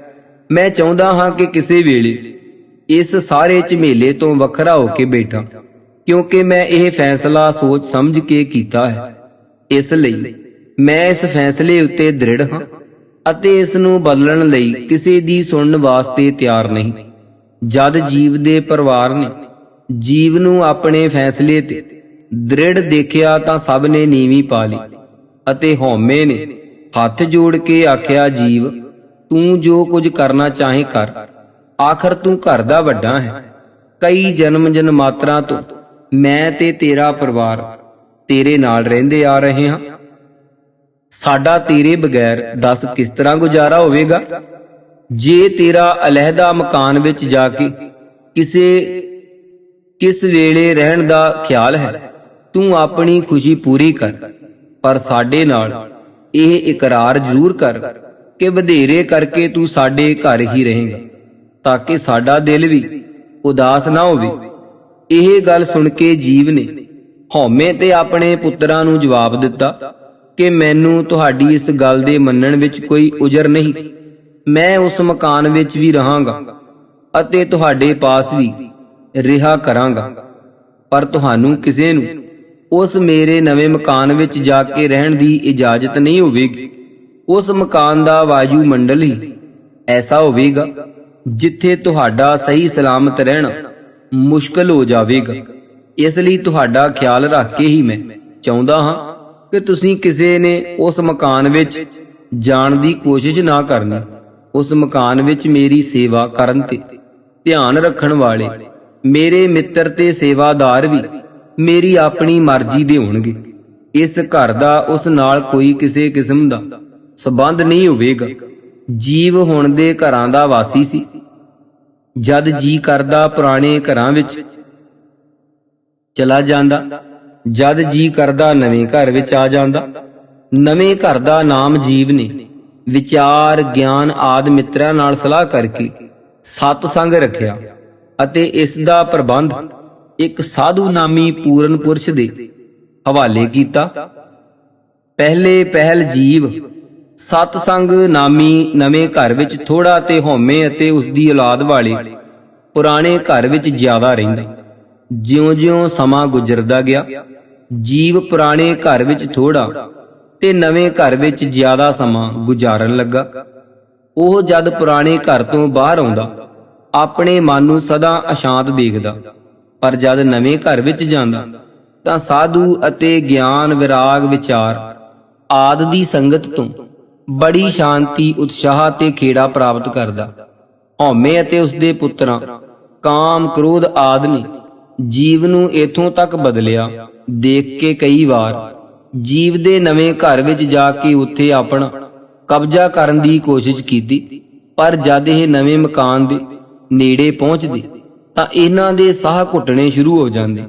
ਆਖਰ ਲਾਚਾਰ ਹੋ ਕੇ ਇਹਨਾਂ ਨੇ ਆਪਣੇ ਨਗਰ ਦੀ ਮਾਲਕ ਮਾਇਆ ਦੇ ਪਾਸ ਜਾ ਕੇ ਫਰਿਆਦ ਕੀਤੀ ਕਿ ਜੀਵ ਨੇ ਨਵਾਂ ਘਰ ਸਤਸੰਗ ਨਾਮੀ ਬਣਾ ਲਿਆ ਹੈ, ਜਿੱਥੇ ਅਸੀਂ ਜਾਈਏ ਤਾਂ ਸਾਡਾ ਸਾਹ ਘੁੱਟਣ ਲੱਗ ਜਾਂਦਾ ਹੈ ਅਤੇ ਜੀਵ ਆਪਣਾ ਜ਼ਿਆਦਾ ਸਮਾਂ ਨਵੇਂ ਘਰ ਵਿੱਚ ਹੀ ਗੁਜ਼ਾਰਦਾ ਹੈ। ਸਾਡੀ ਨਾ ਪਹਿਲੇ ਵਾਂਗਰ ਗੱਲ ਸੁਣਦਾ ਹੈ, ਨਾ ਪਰਵਾਹ ਕਰਦਾ ਹੈ। ਅਸੀਂ ਤਾਂ ਉਸ ਤੋਂ ਤੰਗ ਆ ਗਏ ਹਾਂ। ਮਾਇਆ ਨੇ ਜਦ ਸਾਰੀ ਗੱਲ ਸੁਣੀ ਤਾਂ ਆਖਣ ਲੱਗੀ ਕਿ ਮਾਲੂਮ ਹੁੰਦਾ ਹੈ ਮਹਾਰਾਜ ਦੇ ਅਹਿਲਕਾਰ ਗਿਆਨ, ਵਿਚਾਰ, ਮਿਹਰ ਆਦਿ ਜੀਵ ਨੂੰ ਮਿਲਦੇ ਰਹੇ ਹਨ ਅਤੇ ਉਹਨਾਂ ਦੀ ਮਦਦ ਨਾਲ ਇਸ ਨੇ ਸਤਸੰਗ ਨਾਮੀ ਨਵਾਂ ਘਰ ਬਣਾਇਆ ਹੈ। ਹਉਮੈ ਨੇ ਸਹਿਮ ਕੇ ਮਾਇਆ ਨੂੰ ਪੁੱਛਿਆ ਕਿ ਹੁਣ ਕੀ ਕਰਨਾ ਚਾਹੀਦਾ ਹੈ। ਮਾਇਆ ਨੇ ਅੱਗੋਂ ਸੋਚ ਕੇ ਆਖਿਆ ਕਿ ਜੀਵ ਹੁਣ ਆਪਣੇ ਪਿਤਾ ਮਹਾਰਾਜ ਵੱਲ ਉਸ ਵੱਲੋਂ ਭੇਜੇ ਮਿੱਤਰਾਂ ਅਤੇ ਸਾਧੂ ਦੀ ਮਦਦ ਨਾਲ ਸਫ਼ਰ ਕਰੇਗਾ। ਇਸ ਸਫ਼ਰ ਵਿੱਚ ਅਸੀਂ ਰਲ ਕੇ ਵਿਘਨ ਪਾਵਾਂਗੇ। ਸ਼ਾਇਦ ਜੀਵ ਅਤੇ ਸਾਡਾ ਜਾਦੂ ਚੱਲ ਜਾਵੇ ਅਤੇ ਉਹ ਆਪਣੇ ਪਿਤਾ ਤੱਕ ਨਾ ਪਹੁੰਚ ਸਕੇ।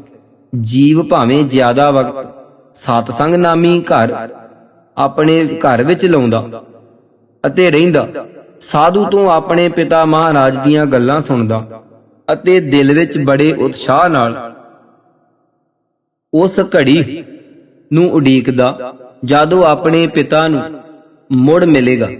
ਪਰ ਉਹ ਅਜੇ ਵੀ ਕਈ ਵਾਰੀ ਆਪਣੇ ਪੁਰਾਣੇ ਘਰ ਵਿੱਚ ਆਪਣੀ ਇਸਤਰੀ ਹਉਮੈ ਅਤੇ ਉਸ ਤੋਂ ਪੈਦਾ ਹੋਏ ਪਰਿਵਾਰ ਨੂੰ ਮਿਲਣ ਜਾਂਦਾ। ਹੁਣ ਉਸ ਨੇ ਦੇਖਿਆ ਕਿ ਉਸ ਦੇ ਪੁਰਾਣੇ ਘਰ ਵਿੱਚ ਵੀ ਉਸ ਦੀ ਬੜੀ ਇੱਜ਼ਤ ਤੇ ਸਤਿਕਾਰ ਹੋਣ ਲੱਗ ਪਿਆ ਹੈ। ਕਾਮ, ਕ੍ਰੋਧ, ਲੋਭ, ਮੋਹ, ਹੰਕਾਰ ਅਤੇ ਉਹਨਾਂ ਦੀ ਸਾਰੀ ਸੰਤਾਨ ਜੀਵ ਦਾ ਬੜਾ ਸਨਮਾਨ ਕਰਨ ਲੱਗ ਪਈ ਹੈ। ਜੇ ਜੀਵ ਆਖਦਾ ਫੌਰਨ ਪੂਰਾ ਕੀਤਾ ਜਾਂਦਾ। ਜੇ ਕੋਈ ਘਰ ਦਾ ਮੈਂਬਰ ਜੀਵ ਦੀ ਕੋਈ ਗੱਲ ਨਾ ਮੰਨਦਾ ਤਾਂ ਸਾਰੇ ਘਰ ਦੇ ਰਲ ਕੇ ਉਸ ਦੇ ਗਲ ਪੈ ਜਾਂਦੇ।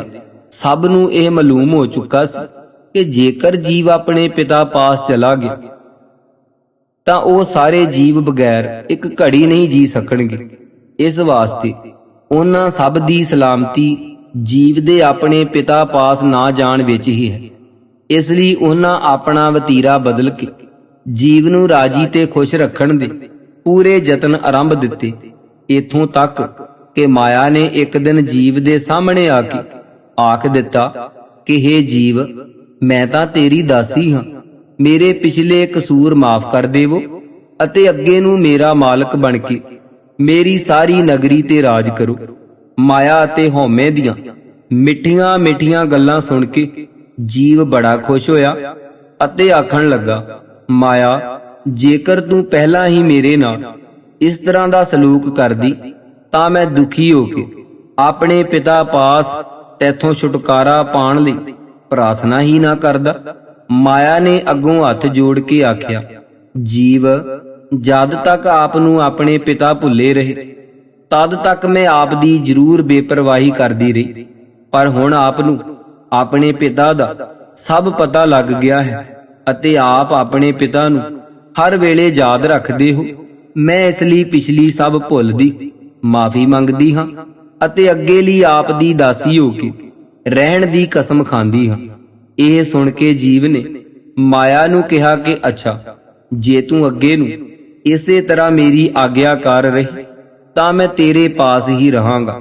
ਜੀਵ ਨੇ ਸਤਸੰਗ ਵਿਖੇ ਸਾਧੂ ਅਤੇ ਆਪਣੇ ਹੋਰ ਸਾਥੀਆਂ ਨੂੰ ਆ ਕੇ ਮਾਇਆ ਦੀਆਂ ਸਾਰੀਆਂ ਗੱਲਾਂ ਦੱਸੀਆਂ ਅਤੇ ਇਹ ਵੀ ਦੱਸਿਆ ਕਿ ਹੁਣ ਉਸ ਦੀ ਇਸਤਰੀ ਹਉਮੈ ਅਤੇ ਬਾਲ ਬੱਚਿਆਂ ਦਾ ਪੁਰਾਣੇ ਘਰ ਵਿੱਚ ਵਤੀਰਾ ਬਿਲਕੁਲ ਬਦਲ ਗਿਆ ਹੈ। ਇਹ ਸਾਰੀ ਗੱਲ ਸੁਣ ਕੇ ਵੈਰਾਗ ਨੇ ਜਵਾਬ ਦਿੱਤਾ ਕਿ ਜੀਵ, ਤੈਨੂੰ ਮਾਇਆ ਉੱਤੇ ਬਹੁਤ ਇਤਬਾਰ ਨਹੀਂ ਕਰਨਾ ਚਾਹੀਦਾ। ਇਸ ਨੇ ਤੈਨੂੰ ਜਨਮ ਜਨਮਾਤਰਾਂ ਤੋਂ ਸਦਾ ਧੋਖਾ ਦਿੱਤਾ ਅਤੇ ਦੁਖੀ ਬਣਾਇਆ ਹੈ। ਜਦ ਤੱਕ ਤੂੰ ਸਤਸੰਗ ਨਾਮੀ ਨਵਾਂ ਘਰ ਨਹੀਂ ਸੀ ਬਣਾਇਆ, ਤੈਨੂੰ ਯਾਦ ਹੈ ਮਾਇਆ ਤੇ ਮਾਇਆ ਨਗਰੀ ਦੇ ਦੂਸਰੇ ਲੋਕਾਂ ਹਉਮੈ, ਕਾਮ, ਕ੍ਰੋਧ, ਲੋਭ ਆਦਿ ਨੇ ਤੈਨੂੰ ਕਿਤਨਾ ਦੁਖੀ ਤੇ ਜਲੀਲ ਕੀਤਾ ਹੋਇਆ ਸੀ। ਮਾਇਆ ਤਾਂ ਇਸ ਕਰਕੇ ਤੇਰੇ ਵੱਸ ਵਿੱਚ ਆਈ ਹੈ ਕਿ ਤੈਨੂੰ ਆਪਣੇ ਪਿਤਾ ਦਾ ਪਤਾ ਲੱਗ ਚੁੱਕਾ ਹੈ ਅਤੇ ਤੇਰੇ ਪਿਤਾ ਵੱਲੋਂ ਲੈਣ ਆਏ ਸਾਡੇ ਸਾਰਿਆਂ ਦਾ ਮਾਇਆ ਤੇ ਉਸਦੇ ਮਿੱਤਰਾਂ ਨੂੰ ਹਾਲ ਮਾਲੂਮ ਹੋ ਗਿਆ ਹੈ। ਉਸ ਦੀ ਹੁਣ ਕੋਈ ਪੇਸ਼ ਨਹੀਂ ਸੀ ਜਾਂਦੀ, ਇਸ ਕਰਕੇ ਤੇਰੀਆਂ ਖੁਸ਼ਾਮਦਾਂ ਕਰਕੇ ਤੈਨੂੰ ਮੁੜ ਛਲਣਾ ਚਾਹੁੰਦੀ ਹੈ। ਜੀਵ, ਪਰ ਹੁਣ ਮੈਨੂੰ ਮਾਇਆ ਛਲ ਹੀ ਕਿਸ ਤਰ੍ਹਾਂ ਸਕਦੀ ਹੈ? ਮੈਂ ਸਦਾ ਆਪਣੇ ਪਿਤਾ ਨੂੰ ਯਾਦ ਰੱਖਦਾ ਹਾਂ।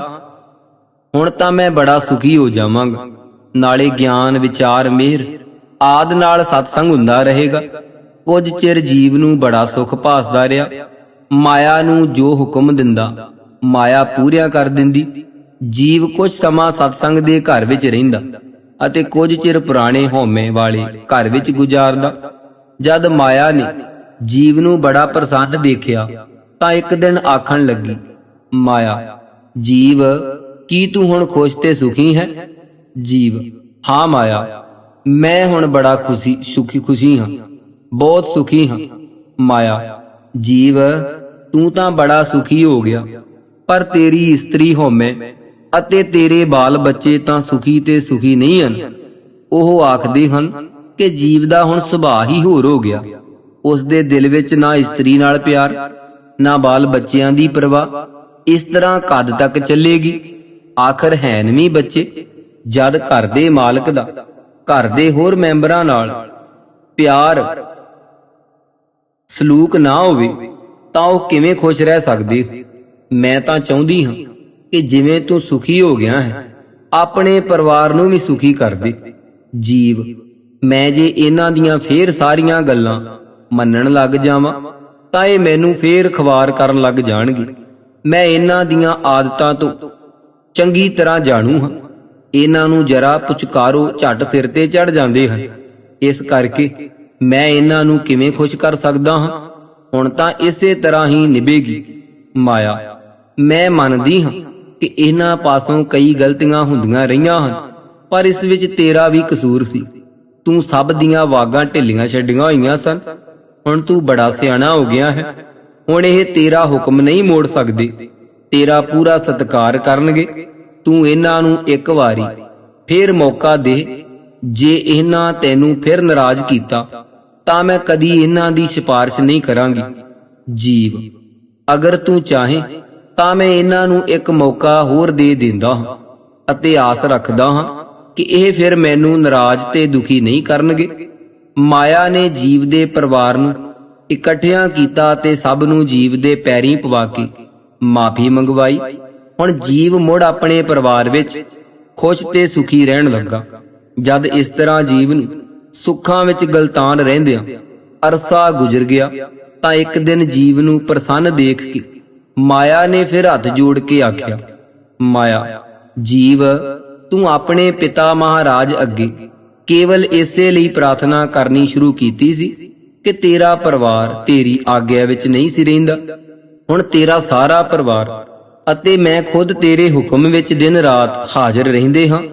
ਹੁਣ ਪ੍ਰਾਰਥਨਾ ਕਰਨ ਦੀ ਜਾਂ ਸਤਸੰਗ ਦੇ ਘਰ ਵਿੱਚ ਜਾਣ ਦੀ ਕੀ ਲੋੜ ਹੈ? ਜਿਨ੍ਹਾਂ ਗੱਲਾਂ ਲਈ ਤੂੰ ਪ੍ਰਾਰਥਨਾ ਕੀਤੀ ਸੀ, ਜਦ ਉਹ ਗੱਲਾਂ ਪੂਰੀਆਂ ਹੋ ਗਈਆਂ ਤਦ ਹੁਣ ਰੋਜ਼ ਪਿਤਾ ਦੇ ਭੇਜੇ ਹੋਏ ਅਹਿਲਕਾਰਾਂ ਨਾਲ ਸਤਸੰਗ ਕਰਨ ਦੀ ਕੀ ਜ਼ਰੂਰਤ ਹੈ? ਜੀਵ, ਮਾਇਆ, ਤੇਰੀ ਇਹ ਗੱਲ ਹੈ ਤਾਂ ਠੀਕ, ਪਰ ਮੈਂ ਸਤਸੰਗ ਨਾਮੀ ਘਰ ਵਿੱਚ ਜਾਣਾ ਤੇ ਜਾ ਕੇ ਆਪਣੇ ਮਿੱਤਰਾਂ ਨੂੰ ਮਿਲਣਾ ਉੱਕਾ ਬੰਦ ਨਹੀਂ ਕਰ ਸਕਦਾ। ਹਾਂ, ਮੈਂ ਇਹ ਕਰ ਸਕਦਾ ਹਾਂ ਕਿ ਹੁਣ ਉੱਥੇ ਥੋੜਾ ਸਮਾਂ ਅਤੇ ਪਰਿਵਾਰ ਵਿੱਚ ਜ਼ਿਆਦਾ ਸਮਾਂ ਗੁਜ਼ਾਰਿਆ ਕਰਾਂ। ਜੇਕਰ ਮੇਰੇ ਘਰ ਦੀ ਖੁਸ਼ੀ ਤੇ ਸੁੱਖ ਇਸੇ ਤਰ੍ਹਾਂ ਬਣੇ ਰਹੇ ਤਾਂ ਹੌਲੀ-ਹੌਲੀ ਸ਼ਾਇਦ ਸਤਸੰਗ ਵਿਖੇ ਜਾਣਾ ਬੰਦ ਕਰ ਹੀ ਦਿਆਂ। ਮੈਂ ਤੇ ਸੁੱਖ ਚਾਹੁੰਦਾ ਹਾਂ, ਜਿੱਥੋਂ ਮਿਲੇ ਪ੍ਰਵਾਨ ਕਰਨ ਲਈ ਤਿਆਰ ਹਾਂ। ਜਦ ਗਿਆਨ ਨੇ ਅੰਤਰ ਧਿਆਨ ਹੋ ਕੇ ਜੀਵ ਦੀ ਹਾਲਤ ਨੂੰ ਅਤੇ ਉਸਦੇ ਸਤਸੰਗ ਵਿਖੇ ਬਹੁਤ ਘੱਟ ਆਉਣ ਦੇ ਕਾਰਨ ਨੂੰ ਦੇਖਿਆ ਤਾਂ ਮਾਇਆ ਤੇ ਹਉਮੈ ਦੀ ਸਾਰੀ ਚਾਲ ਨੂੰ ਝੱਟ ਤਾੜ ਗਿਆ। ਇਸ ਨੇ ਉਸੇ ਵੇਲੇ ਵਿਚਾਰ, ਵੈਰਾਗ, ਮਿਹਰ ਨੂੰ ਬੁਲਾ ਕੇ ਸਾਰੀ ਗੱਲ ਦੱਸੀ। ਅਖੀਰ ਇਹ ਸਲਾਹ ਕੀਤੀ ਕਿ ਪਹਿਲੇ ਵੈਰਾਗ ਤੇ ਵਿਚਾਰ ਜੀਵ ਦਾ ਜ਼ਿਆਦਾ ਧਿਆਨ ਰੱਖਣਾ ਸ਼ੁਰੂ ਕਰਨ ਅਤੇ ਜਦ ਜੀਵ ਉੱਤੇ ਇਹਨਾਂ ਦਾ ਅਸਰ ਹੋ ਜਾਵੇ ਤਾਂ ਫਿਰ ਮਿਹਰ ਦੀ ਸਹਾਇਤਾ ਲੈ ਕੇ ਇਸ ਨੂੰ ਸਤਸੰਗ ਦੇ ਪ੍ਰਬੰਧਕ ਸਾਧੂ ਦੇ ਪੂਰੇ ਗੁਣ ਸਮਝਾ ਕੇ ਉਸ ਦੇ ਲੜ ਲਾਇਆ ਜਾਵੇ। ਜਦ ਇੱਕ ਵਾਰੀ ਜੀਵ ਸੱਚੇ ਅਰਥਾਂ ਵਿੱਚ ਸਾਧੂ ਦੇ ਲੜ ਲੱਗ ਗਿਆ ਤਾਂ ਫਿਰ ਇਸ ਦਾ ਮਾਇਆ ਦੀਆਂ ਚਾਲਾਂ ਤੋਂ ਬਚ ਕੇ ਆਪਣੇ ਪਿਤਾ ਮਹਾਰਾਜ ਤੱਕ ਜਾਣਾ ਆਸਾਨ ਹੋ ਜਾਵੇਗਾ। ਇੱਕ ਦਿਨ ਸਤਸੰਗ ਵਿਖੇ ਜਦ ਜੀਵ ਆਇਆ ਤਾਂ ਵਿਚਾਰ ਨੇ ਜੀਵ ਦੇ ਕੋਲ ਆ ਕੇ ਆਖਿਆ, ਆਪ ਦਾ ਕੀ ਹਾਲ ਹੈ? ਬੜੇ ਖੁਸ਼ ਮਾਲੂਮ ਹੁੰਦੇ ਹੋ। ਜੀਵ, ਹਾਂ, ਮੈਂ ਹੁਣ ਬੜਾ ਖੁਸ਼ ਹਾਂ। ਮਾਇਆ ਤੇ ਉਸ ਦੇ ਸਾਰੇ ਨਗਰ ਵਾਸੀ ਮੇਰੀ ਬੜੀ ਇੱਜ਼ਤ ਕਰਦੇ ਹਨ। ਦੌਲਤ, ਇੱਜ਼ਤ, ਸਿਹਤ, ਪਰਿਵਾਰ ਸਭ ਸੁੱਖ ਬਣਾਉਣ ਵਾਲੇ ਸਾਮਾਨ ਮੇਰੇ ਤਾਬਿਆ ਰਹਿੰਦੇ ਹਨ। ਪਰਿਵਾਰ ਆਗਿਆਕਾਰੀ ਹੋ ਗਿਆ ਹੈ। ਵਿਚਾਰ, ਇਹ ਸਭ ਕੁਝ ਕਿਸ ਕਰਕੇ ਹੋਇਆ ਹੈ? ਜੀਵ, ਮਾਇਆ ਨੇ ਮੇਰੇ ਨਾਲ ਸੁਲ੍ਹਾ ਕਰ ਲਈ ਹੈ ਅਤੇ ਮੇਰੀ ਇਸਤਰੀ ਅਤੇ ਪਰਿਵਾਰ ਨੇ ਪਿਛਲੀਆਂ ਗਲਤੀਆਂ ਦੀ ਮਾਫੀ ਮੰਗ ਕੇ ਅੱਗੇ ਨੂੰ ਆਗਿਆਕਾਰੀ ਰਹਿਣ ਦੀ ਕਸਮ ਖਾ ਲਈ ਹੈ। ਵਿਚਾਰ, ਇਸ ਮਾਇਆ ਅਤੇ ਉਸ ਦੀ ਨਗਰੀ ਵਿਖੇ ਤੇਰੇ ਨਾਲ ਰਹਿਣ ਵਾਲੇ ਤੇਰੇ ਪਰਿਵਾਰ ਦੀ ਆਪਣੇ ਪੁਰਾਣੇ ਭੈੜੇ ਸੁਭਾਅ ਨੂੰ ਛੱਡ ਕੇ ਤੇਰੇ ਨਾਲ ਸੁਲ੍ਹਾ ਕਰਨ ਤੇ ਤੇਰੇ ਆਗਿਆਕਾਰੀ ਬਣ ਕੇ ਰਹਿਣ ਦੀ ਕਸਮ ਖਾਣ ਦਾ ਕੀ ਕਾਰਨ ਹੈ? ਜੀਵ, ਇਹ ਤਾਂ ਮੈਂ ਕਦੀ ਵਿਚਾਰਿਆ ਹੀ ਨਹੀਂ।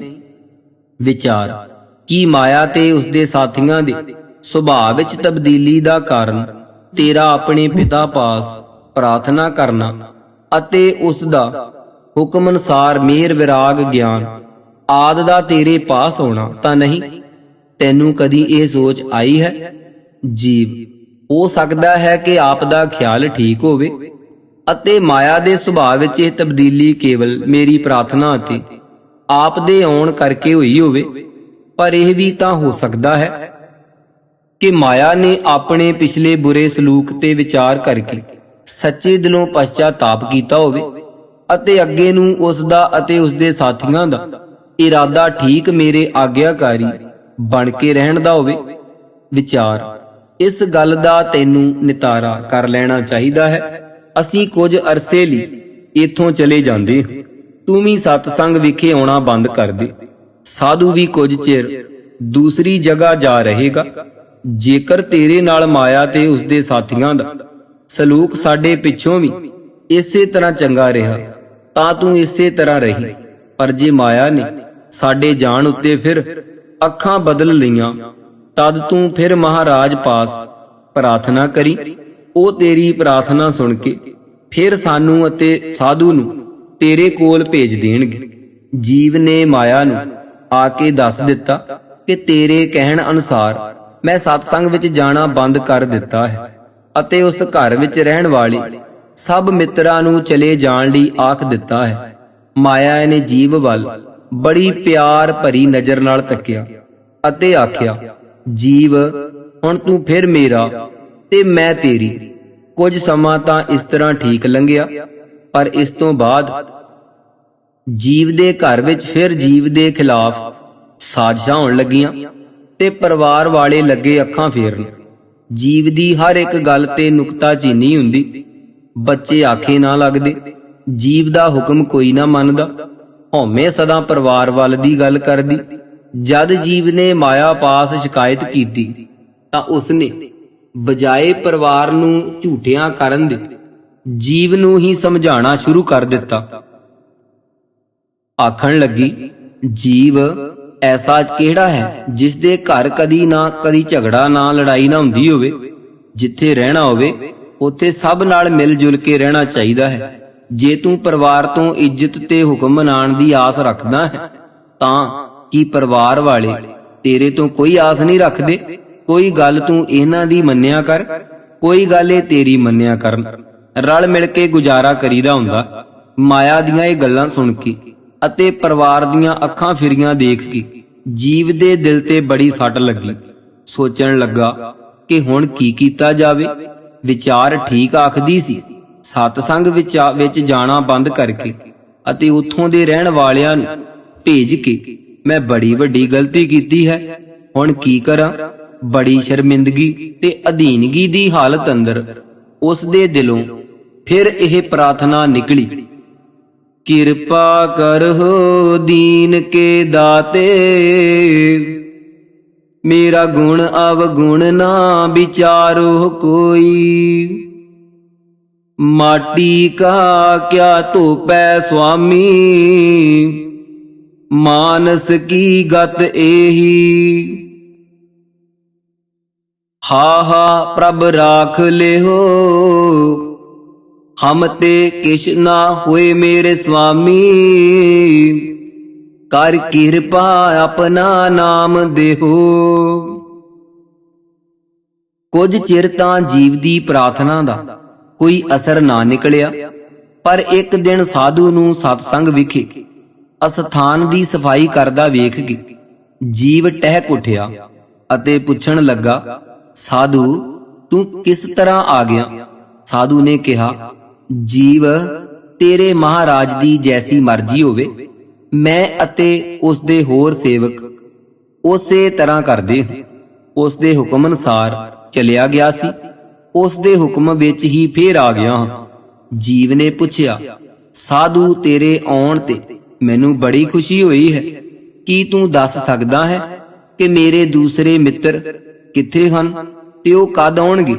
ਸਾਧੂ ਨੇ ਜਵਾਬ ਦਿੱਤਾ, ਜੀਵ ਉਹ ਤਾਂ ਹਮੇਸ਼ਾ ਮੇਰੇ ਤੋਂ ਪਹਿਲਾਂ ਹੀ ਆ ਜਾਇਆ ਕਰਦੇ ਹਨ।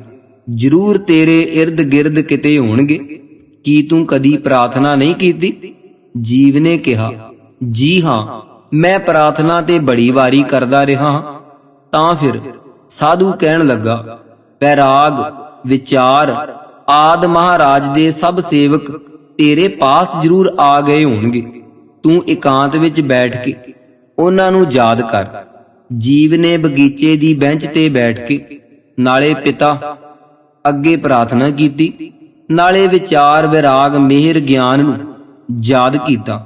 ਤਾਹੀਓਂ ਉਸਨੇ ਆਪਣੇ ਅੰਦਰੋਂ ਵਿਚਾਰ ਦੀ ਆਵਾਜ਼ ਆਉਂਦੀ ਪਛਾਣ ਕੇ ਆਖਿਆ, ਵਿਚਾਰ ਤੂੰ ਆ ਗਈ ਹੈ, ਕਿੰਨਾ ਚੰਗਾ ਕੀਤਾ।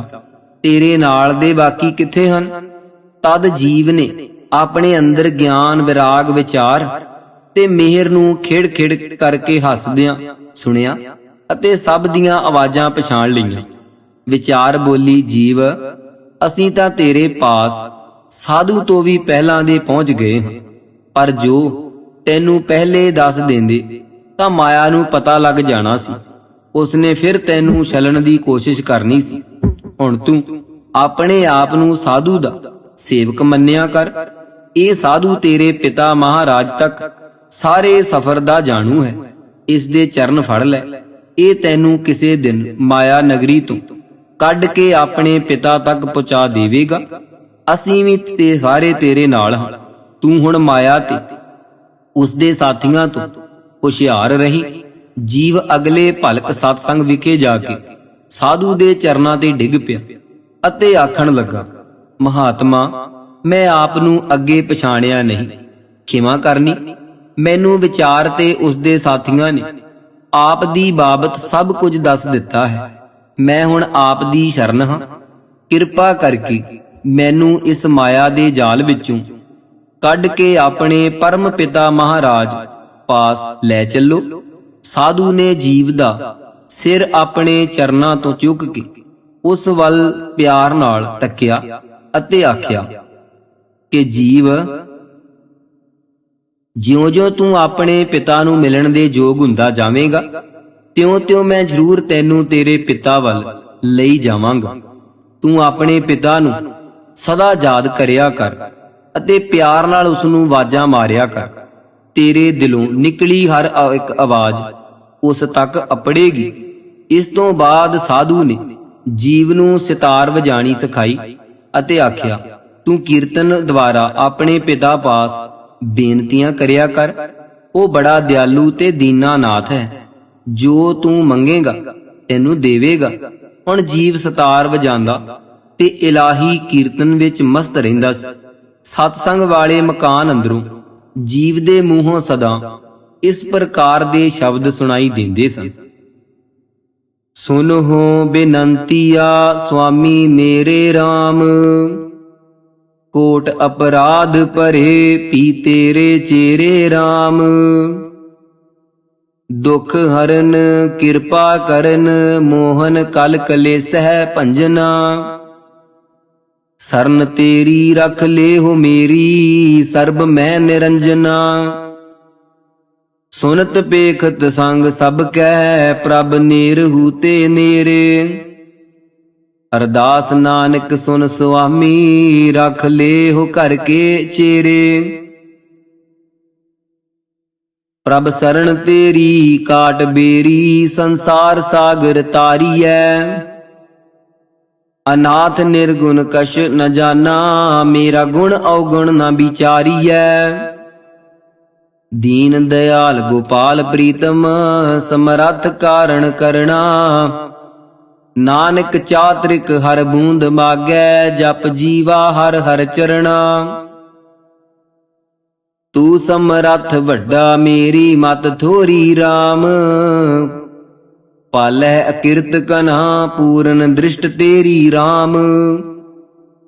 ਅਗਾਧ ਬੋਧ ਅਪਾਰ ਕਰਤੇ, ਮੋਹ ਨੀਚ ਕਛੂ ਨ ਜਾਨਾ।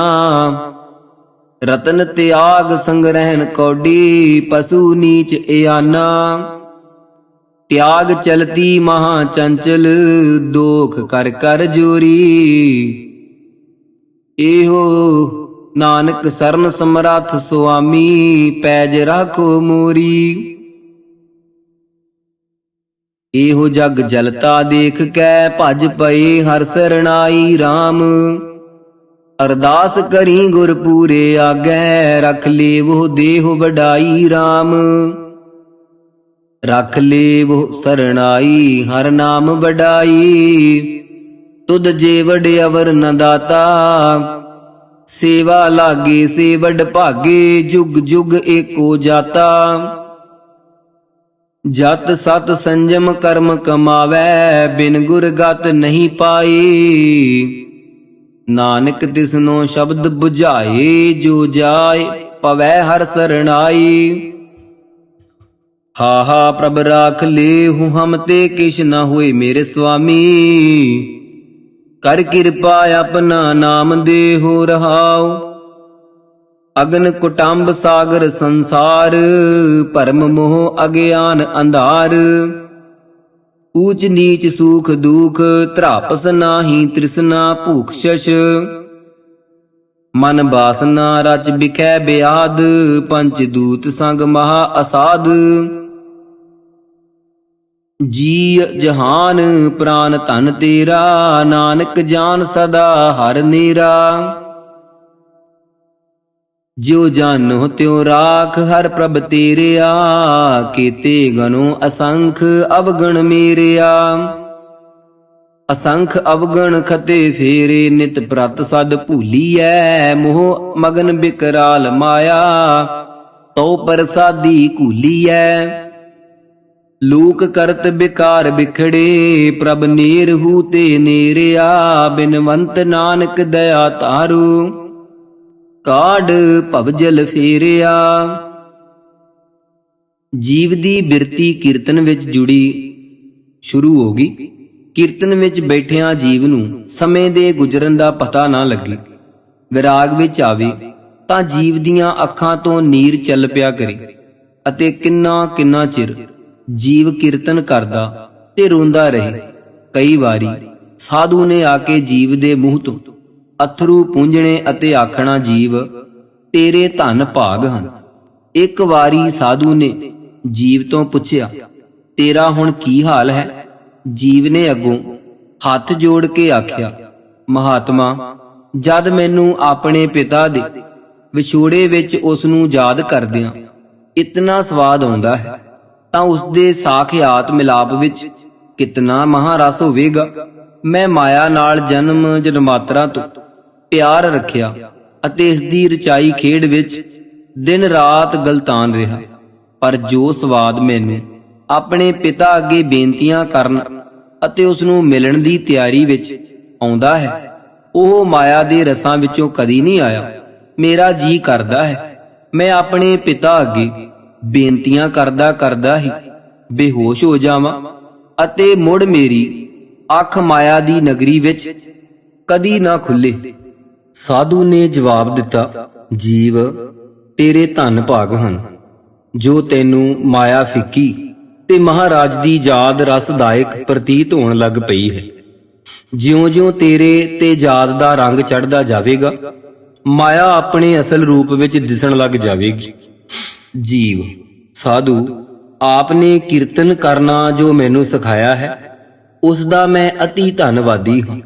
ਕੀਰਤਨ ਨੇ ਮੇਰੀ ਜ਼ਿੰਦਗੀ ਬਦਲ ਦਿੱਤੀ ਹੈ। ਭਾਵੇਂ ਹੁਣ ਵੀ ਮੈਂ ਮਾਇਆ ਦੀ ਨਗਰੀ ਵਿੱਚ ਹੀ ਰਹਿੰਦਾ ਹਾਂ ਅਤੇ ਹਉਮੈ ਦੇ ਘਰ ਵਿੱਚ ਕਾਫੀ ਸਮਾਂ ਗੁਜ਼ਾਰਦਾ ਹਾਂ, ਪਰ ਮੈਨੂੰ ਕੀਰਤਨ ਵਿੱਚ ਆਇਆ ਸਵਾਦ ਕਦੀ ਨਹੀਂ ਭੁੱਲਦਾ ਅਤੇ ਦਿਲ ਲੋਚਦਾ ਹੈ ਕਿ ਵੱਧ ਤੋਂ ਵੱਧ ਸਮਾਂ ਸਤਸੰਗ ਵਿੱਚ ਆਪ ਦੇ ਪਾਸ ਹੀ ਕੀਰਤਨ ਕਰਦਾ ਰਹਾਂ। ਹੁਣ ਫਿਰ ਹਉਮੈ ਅਤੇ ਉਸ ਦੇ ਪਰਿਵਾਰ ਦਾ ਮੇਰੇ ਨਾਲ ਬਹੁਤ ਅੱਛਾ ਸਲੂਕ ਹੈ, ਪਰ ਮੈਨੂੰ ਉਹਨਾਂ ਦੀ ਨੀਜਤ ਦਾ ਪਤਾ ਲੱਗ ਚੁੱਕਾ ਹੈ। ਉਹਨਾਂ ਦੀ ਜ਼ਾਹਰਦਾਰੀ ਹੁਣ ਮੇਰੇ ਦਿਲ ਤੇ ਅਸਰ ਨਹੀਂ ਕਰਦੀ। ਸਾਧੂ, ਮਾਇਆ ਤੇ ਉਸ ਦੇ ਸਭ ਸਾਥੀਆਂ ਦਾ ਇਹੀ ਸੁਭਾਅ ਹੈ। ਜਦ ਤੱਕ ਜੀਵ ਨੂੰ ਆਪਣੇ ਪਿਤਾ ਦਾ ਪਤਾ ਨਾ ਹੋਵੇ, ਉਹ ਇਸ ਤੇ ਹਕੂਮਤ ਕਰਦੇ ਹਨ। ਜਦ ਜੀਵ ਨੂੰ ਆਪਣੇ ਪਿਤਾ ਦਾ ਪਤਾ ਲੱਗ ਜਾਵੇ ਅਤੇ ਉਹ ਪਿਤਾ ਨੂੰ ਯਾਦ ਰੱਖਣ ਲੱਗ ਜਾਵੇ, ਤਦ ਮਾਇਆ ਤੇ ਉਸ ਦੇ ਸਾਥੀ ਜੀਵ ਦੇ ਤਾਬਿਆ ਹੋ ਜਾਂਦੇ ਹਨ ਅਤੇ ਉਸ ਨੂੰ ਖੁਸ਼ ਰੱਖਣਾ ਆਪਣੇ ਧਨ ਭਾਗ ਸਮਝਦੇ ਹਨ।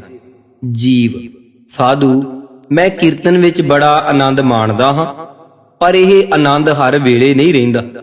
ਜਦ ਕੀਰਤਨ ਕਰਾਂ ਤਦੋਂ ਹੀ ਆਨੰਦ ਆਉਂਦਾ ਹੈ। ਕੀਰਤਨ ਮਗਰੋਂ ਫਿਰ ਮੇਰੀ ਬਿਰਤੀ ਡਿੱਗ ਪੈਂਦੀ ਹੈ। ਮੈਨੂੰ ਕਿਰਪਾ ਕਰਕੇ ਇਹ ਜੁਗਤੀ ਦੱਸੋ ਜਿਸ ਨਾਲ ਮੇਰੀ ਬਿਰਤੀ ਸਦਾ ਆਪਣੇ ਪਿਤਾ ਦੇ ਚਰਨਾਂ ਵਿੱਚ ਜੁੜੀ ਰਹੇ। ਸਾਧੂ, ਹਾਂ ਜੀਵ, ਤੇਰੀ ਹੁਣ ਅਵਸਥਾ ਐਸੀ ਹੋ ਗਈ ਹੈ ਕਿ ਤੈਨੂੰ ਕੀਰਤਨ ਵਾਲਾ ਸਵਾਦ ਹਰ ਵੇਲੇ ਮਾਨਣ ਦਾ ਚਾਅ ਰਹੇਗਾ। ਸਭ ਤੋਂ ਪਹਿਲਾਂ ਤੈਨੂੰ ਪਤਾ ਹੋਣਾ ਚਾਹੀਦਾ ਹੈ ਕਿ ਤੇਰਾ ਪਿਤਾ ਮਹਾਰਾਜ ਭਾਵੇਂ ਤੈਨੂੰ ਮਾਇਆ ਨਗਰੀ ਵਿੱਚ ਮੁੱਦਤਾਂ ਤੋਂ ਰਹਿਣ ਕਰਕੇ ਦੂਰ ਭਾਸਦਾ ਹੈ, ਪਰ ਅਸਲ ਵਿੱਚ ਜਦ ਤੂੰ ਕੀਰਤਨ ਵਿੱਚ ਬੇਨਤੀਆਂ ਕਰੇ, ਤੂੰ ਉਸ ਨੂੰ ਆਪਣੇ ਤੋਂ ਅੱਡਰਾ ਜਾਂ ਬਾਹਰ ਕਿਤੇ ਦੂਰ ਨਾ ਸਮਝਿਆ ਕਰ। ਉਹ ਤੇਰੇ ਅੰਗ ਸੰਗ ਹੈ, ਤੇਰੀ ਹਰ ਇੱਕ ਬੇਨਤੀ ਨੂੰ ਸੁਣਦਾ ਹੈ। ਉਸ ਨੂੰ ਮਿਲਣ ਵਾਸਤੇ ਤੈਨੂੰ ਬਾਹਰ ਦੀ ਬਜਾਏ ਆਪਣੇ ਅੰਦਰ ਦੀ ਖੋਜ ਕਰਨੀ ਪਵੇਗੀ। ਤੇਰੇ ਅੰਦਰ ਹੀ ਉਹ ਮਹਾਨ ਅਸਥਾਨ ਹੈ ਜਿੱਥੇ ਤੇਰਾ ਪਿਤਾ ਰਹਿੰਦਾ ਹੈ। ਤੇਰੇ ਅੰਦਰ ਹੀ ਉਹ ਨਿੱਜ ਘਰ ਨਾਮੀ ਕਮਰਾ ਹੈ ਜਿੱਥੇ ਮਾਇਆ ਦੇ ਵਸ ਆਉਣ ਤੋਂ ਪਹਿਲਾਂ ਤੂੰ ਆਪਣੇ ਪਿਤਾ ਨੂੰ ਆਪਣੇ ਅੰਦਰੋਂ ਹੀ ਮਿਲਣਾ ਹੈ।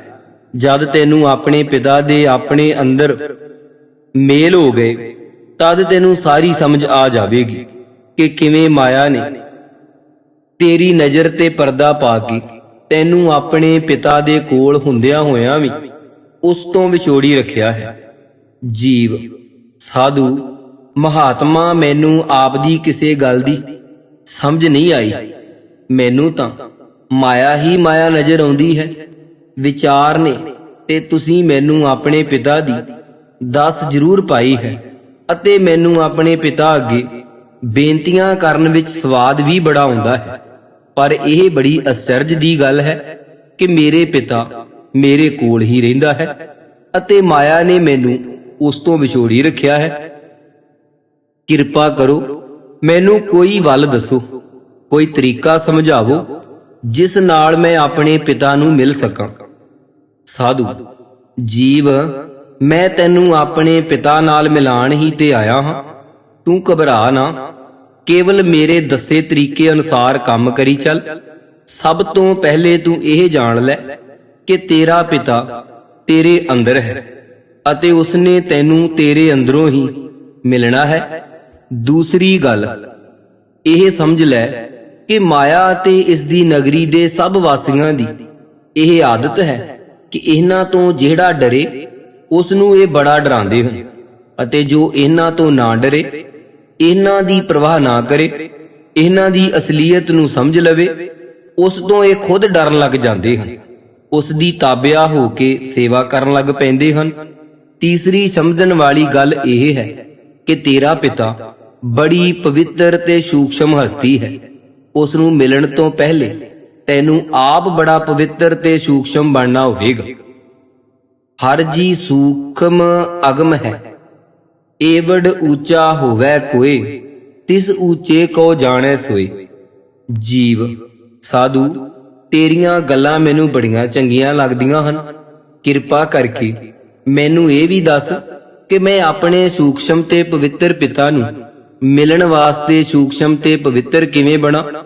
ਸਾਧੂ, ਜੀਵ ਸੂਖਸ਼ਮ ਬਣਨ ਵਾਸਤੇ ਤੈਨੂੰ ਸੁਰਤ ਰੂਪ ਹੋਣਾ ਪਵੇਗਾ ਅਤੇ ਸੁਰਤ ਨੂੰ ਸੂਖਸ਼ਮ ਕਰਦੇ ਕਰਦੇ ਅਤੀ ਸੂਖਸ਼ਮਤਾ ਦੇ ਦਰਜੇ ਤੇ ਲੈ ਜਾਣਾ ਹੋਵੇਗਾ।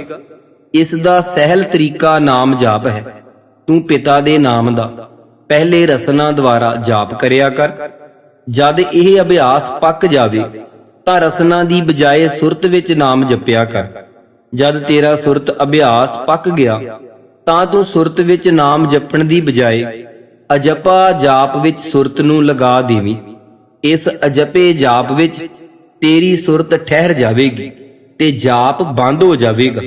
ਇਸ ਸੂਖਸ਼ਮ ਅਵਸਥਾ ਵਿੱਚ ਤੈਨੂੰ ਆਪਣੇ ਨਾਲ ਆਪਣਾ ਪਿਤਾ ਬਿਰਾਜਿਆ ਹੋਇਆ ਪ੍ਰਤੱਖ ਦਿਸੇਗਾ। ਪਿਤਾ ਨੂੰ ਵੇਖ ਕੇ ਤੇਰੀਆਂ ਅੱਖਾਂ ਤੋਂ ਮਾਇਆ ਵੱਲੋਂ ਲਗਾਈ ਹੋਈ ਮੁੱਦਤਾਂ ਦੀ ਅਵਿਦਿਆ ਨਾਮੀ ਐਨਕ ਆਪਣੇ ਆਪ ਢਿੱਲੀ ਹੋਣੀ ਸ਼ੁਰੂ ਹੋ ਜਾਵੇਗੀ ਅਤੇ ਕੁਝ ਅਰਸੇ ਮਗਰੋਂ ਲਹਿ ਜਾਵੇਗੀ। ਤੈਨੂੰ ਤਦ ਪਤਾ ਲੱਗੇਗਾ ਕਿ ਮਾਇਆ ਦੀ ਇਸ ਅਵਿਦਿਆ ਨਾਮੀ ਐਨਕ ਨੇ ਹੀ ਤੈਨੂੰ ਆਪਣੇ ਪਿਤਾ ਦੇ ਅਤੀ ਨਜ਼ਦੀਕ ਹੁੰਦਿਆਂ ਵੀ ਉਸ ਤੋਂ ਵਿਛੋੜ ਕੇ ਮਾਇਆ ਨਗਰੀ ਵਿਖੇ ਅਨੇਕ ਜਨਮ ਭਟਕਾਇਆ ਹੈ। ਸਾਧੂ ਦੀ ਸੰਗਤ ਨੇ ਜੀਵ ਦੀ ਹੁਣ ਅਵਸਥਾ ਹੀ ਬਦਲ ਦਿੱਤੀ ਸੀ। ਉਸ ਦਾ ਜੀਵਨ ਸੰਬੰਧੀ ਦ੍ਰਿਸ਼ਟੀਕੋਣ ਹੀ ਹੋਰ ਹੋ ਚੁੱਕਾ ਸੀ। ਜਿੱਥੇ ਪਹਿਲੇ ਜੀਵ ਆਪਣੇ ਆਪ ਨੂੰ ਮਾਇਆ ਤੇ ਹਉਮੈ ਦਾ ਗੁਲਾਮ ਸਮਝਦਾ ਸੀ, ਹੁਣ ਹਉਮੈ ਤੇ ਮਾਇਆ ਜੀਵ ਦੀਆਂ ਦਾਸੀਆਂ ਸਨ ਅਤੇ ਜੀਵ ਉਹਨਾਂ ਦਾ ਮਾਲਕ। ਜੀਵ ਹੁਣ 8 ਪਹਿਰ ਕੀਰਤਨ ਨਾਮ ਸਿਮਰਨ ਅਤੇ ਸਾਧੂ ਦੀ ਸੰਗਤ ਵਿੱਚ ਗੁਜ਼ਾਰਦਾ। ਕੀਰਤਨ ਵਿੱਚ ਜੀਵ ਦੀ ਸਿਤਾਰ ਵਿੱਚੋਂ ਹੁਣ ਇਸ ਤਰ੍ਹਾਂ ਦੇ ਨਗਮੇ ਨਿਕਲਦੇ ਰਹਿੰਦੇ ਸਨ। ਹਉ ਗੁਸਾਈ ਦਾ ਪਹਿਲਵਾਨੜਾ, ਮੈਂ ਗੁਰਮਿਲ ਉੱਚ ਦੁਮਾਲੜਾ, ਸਭ ਹੋਈ ਛਿੰਝ ਇਕੱਠੀਆ, ਦਇਓ ਬੈਠਾ ਵੇਖੈ ਆਪ ਜੀਓ, ਵਾਤ ਵਜਨ ਟਮਕ ਭੇਰੀਆ, ਮਲ ਲੱਥੇ ਲੈਦੇ ਫੇਰੀਆ, ਨਿਹੱਤੇ 5 ਜਵਾਨ ਮੈਂ, ਗੁਰ ਥਾਪੀ ਦਿੱਤੀ ਕੰਡ ਜੀਓ, ਸਭ ਇਕੱਠੇ ਹੋਏ ਆਇਆ, ਘਰ ਜਾਸਨ ਵਾਟ ਵਟਾਇਆ, ਗੁਰਮੁਖ ਲਾਹਾ ਲੈ ਗਏ, ਮਨਮੁਖ ਚੱਲੇ ਮੂਲ ਗਵਾਏ ਜੀਓ, ਤੂੰ ਵਰਨਾ ਚਿਹਨਾ ਬਾਹਰਾ, ਹਰ ਦਿਸੈ ਹਾਜ਼ਰ ਜਾਹਰਾ, ਸੁਣ ਸੁਣ ਤੁਝੈ ਧਿਆਏ ਦੇ, ਤੇਰੇ ਭਗਤ ਰਤੇ ਗੁਣਤਾਸ ਜੀਓ, ਮੈਂ ਜੁਗ ਜੁਗ ਦਇਐ ਸੇਵੜੀ, ਗੁਰ ਕੱਟੀ ਮਹਿਡੀ ਜੇਵੜੀ, ਹਉ ਬਹੁੜ ਛਿੰਝ ਨ ਨਚਉ, ਨਾਨਕ ਅਵਸਰ ਲੱਦਾ ਭਾਲ ਜੀਓ। ਮਾਇਆ, ਹਉਮੈ ਅਤੇ ਇਹਨਾਂ ਦੇ ਸਾਥੀਆਂ ਦੀ ਅਸਲੀਅਤ ਨੂੰ ਸਮਝ ਜਾਣ ਨਾਲ ਜੀਵ ਹੁਣ ਮਾਇਆ ਨਗਰੀ ਦਾ ਰਾਜਾ ਸੀ ਅਤੇ ਮਾਇਆ ਤੇ ਉਸ ਦੀਆਂ ਸਭ ਸ਼ਕਤੀਆਂ ਉਸ ਦੇ ਅਧੀਨ ਸਨ। ਮਾਇਆ ਸੰਬੰਧੀ ਜੀਵ ਆਪਣੇ ਪਿਛਲੇ ਅਤੇ ਹੁਣ ਦੇ ਤਜਰਬੇ ਦਾ ਮੁਕਾਬਲਾ ਕਰਦਾ ਰਹਿੰਦਾ ਅਤੇ ਮੁਸਕਰਾ ਕੇ ਆਖਦਾ, ਜਿਨ ਲਾਈ ਪ੍ਰੀਤ ਸੋਈ ਫਿਰ ਖਾਇਆ, ਜਿਨ ਸੁਖ ਬੈਠਾਲੀ ਤਿਸ ਭਉ ਬਹੁਤ ਦਿਖਾਇਆ, ਭਾਈ ਮੀਤ ਕੁਟੰਬ ਦੇਖ ਬਿਬਾਦੇ, ਹਮ ਆਈ ਵਸਗਤ ਗੁਰ ਪ੍ਰਸਾਦੇ। ਅੱਗੇ ਫਿਰ ਜੀਵ ਆਖਦਾ, ਤ੍ਰੈ ਗੁਣ ਮੇ ਮੋਹੇ ਮੋਹਿਆ ਆਕਾਸ, ਤ੍ਰੈ ਗੁਣ ਮੋਹੇ ਮੋਹਿਆ ਆਕਾਸ, ਹਮ ਸਤਿਗੁਰ ਰਾਖੇ ਦੇ ਕਰ ਹਾਥ, ਗਿਆਨੀ ਕੀ ਹੋਈ ਵਰਤੀ ਦਾਸ, ਕਰ ਜੋੜੇ ਸੇਵਾ ਕਰੇ ਅਰਦਾਸ, ਜੋ ਤੂੰ ਕਹਿ ਸੋ ਕਾਰ ਕਮਾਵਾ, ਜਨ ਨਾਨਕ ਗੁਰਮੁਖ ਨੇੜ ਨ ਆਵਾ। ਅੱਗੇ ਜੀਵ ਫਿਰ ਆਖਦਾ, ਗਹੁ ਕਰ ਪਕਰੀ ਨ ਆਈ ਹਾਥ, ਪ੍ਰੀਤ ਕਰੀ ਚਾਲੀ ਨਹੀਂ ਸਾਥ, ਕਹੋ ਨਾਨਕ ਜੋ ਤਿਆਗ ਦਈ, ਤਬ ਉਹ ਚਰਣੀ ਆਏ ਪਈ। ਸਾਧੂ ਨੇ ਜੀਵ ਨੂੰ ਤੀਸਰੀ ਗੱਲ ਇਹ ਆਖੀ ਸੀ ਕਿ ਉਸ ਦਾ ਪਿਤਾ ਮਹਾਰਾਜ ਬੜਾ ਸੂਖਸ਼ਮ ਹੈ। ਇਸ ਲਈ ਜੀਵ ਨੂੰ ਆਪਣੇ ਪਿਤਾ ਦੇ ਮਿਲਾਪ ਲਈ ਅਤੇ ਸੂਖਸ਼ਮ ਬਣਨਾ ਪਵੇਗਾ। ਨਾਲ ਹੀ ਸਾਧੂ ਨੇ ਜੀਵ ਨੂੰ ਨਾਮ ਜਾਪ ਦੀ ਕਮਾਈ ਨਾਲ ਅਤੀ ਸੂਖਸ਼ਮ ਬਣਨ ਦਾ ਵੱਲ ਵੀ ਦੱਸ ਦਿੱਤਾ ਸੀ। ਮਾਇਆ ਦੀ ਖਸਲਤ ਨੂੰ ਸਮਝ ਕੇ ਅਤੇ ਉਸ ਦਾ ਸਵਾਮੀ ਬਣ ਕੇ ਹੁਣ ਜੀਵ ਨਾਮ ਕਮਾਈ ਵਿੱਚ ਅੱਠੇ ਪਹਿਰ ਮਗਨ ਰਹਿਣ ਲੱਗਾ। ਪਹਿਲੇ ਪਹਿਲ ਤਾਂ ਜੀਵ ਨੂੰ ਬੜੀ ਤਕਲੀਫ ਹੋਈ। ਜਦ ਨਾਮ ਸਿਮਰਨ ਵਿੱਚ ਬੈਠਦਾ, ਮਾਇਆ ਜੀਵ ਦੇ ਸੰਕਲਪਾਂ ਵਿਕਲਪਾਂ ਦੁਆਰਾ ਆ ਕੇ ਉਸ ਨੂੰ ਉਸ ਦੇ ਪਿਤਾ ਦੇ ਚਰਨਾਂ ਵਿੱਚ ਜੁੜਨ ਤੋਂ ਰੋਕਦੀ। ਪਰ ਜੀਵ ਦੇ ਸਿਰ ਤੇ ਸਾਧੂ ਦਾ ਹੱਥ ਹੋਣ ਕਰਕੇ ਘਬਰਾਉਂਦਾ ਜਾਂ ਉਦਾਸ ਨਹੀਂ ਸੀ ਹੁੰਦਾ।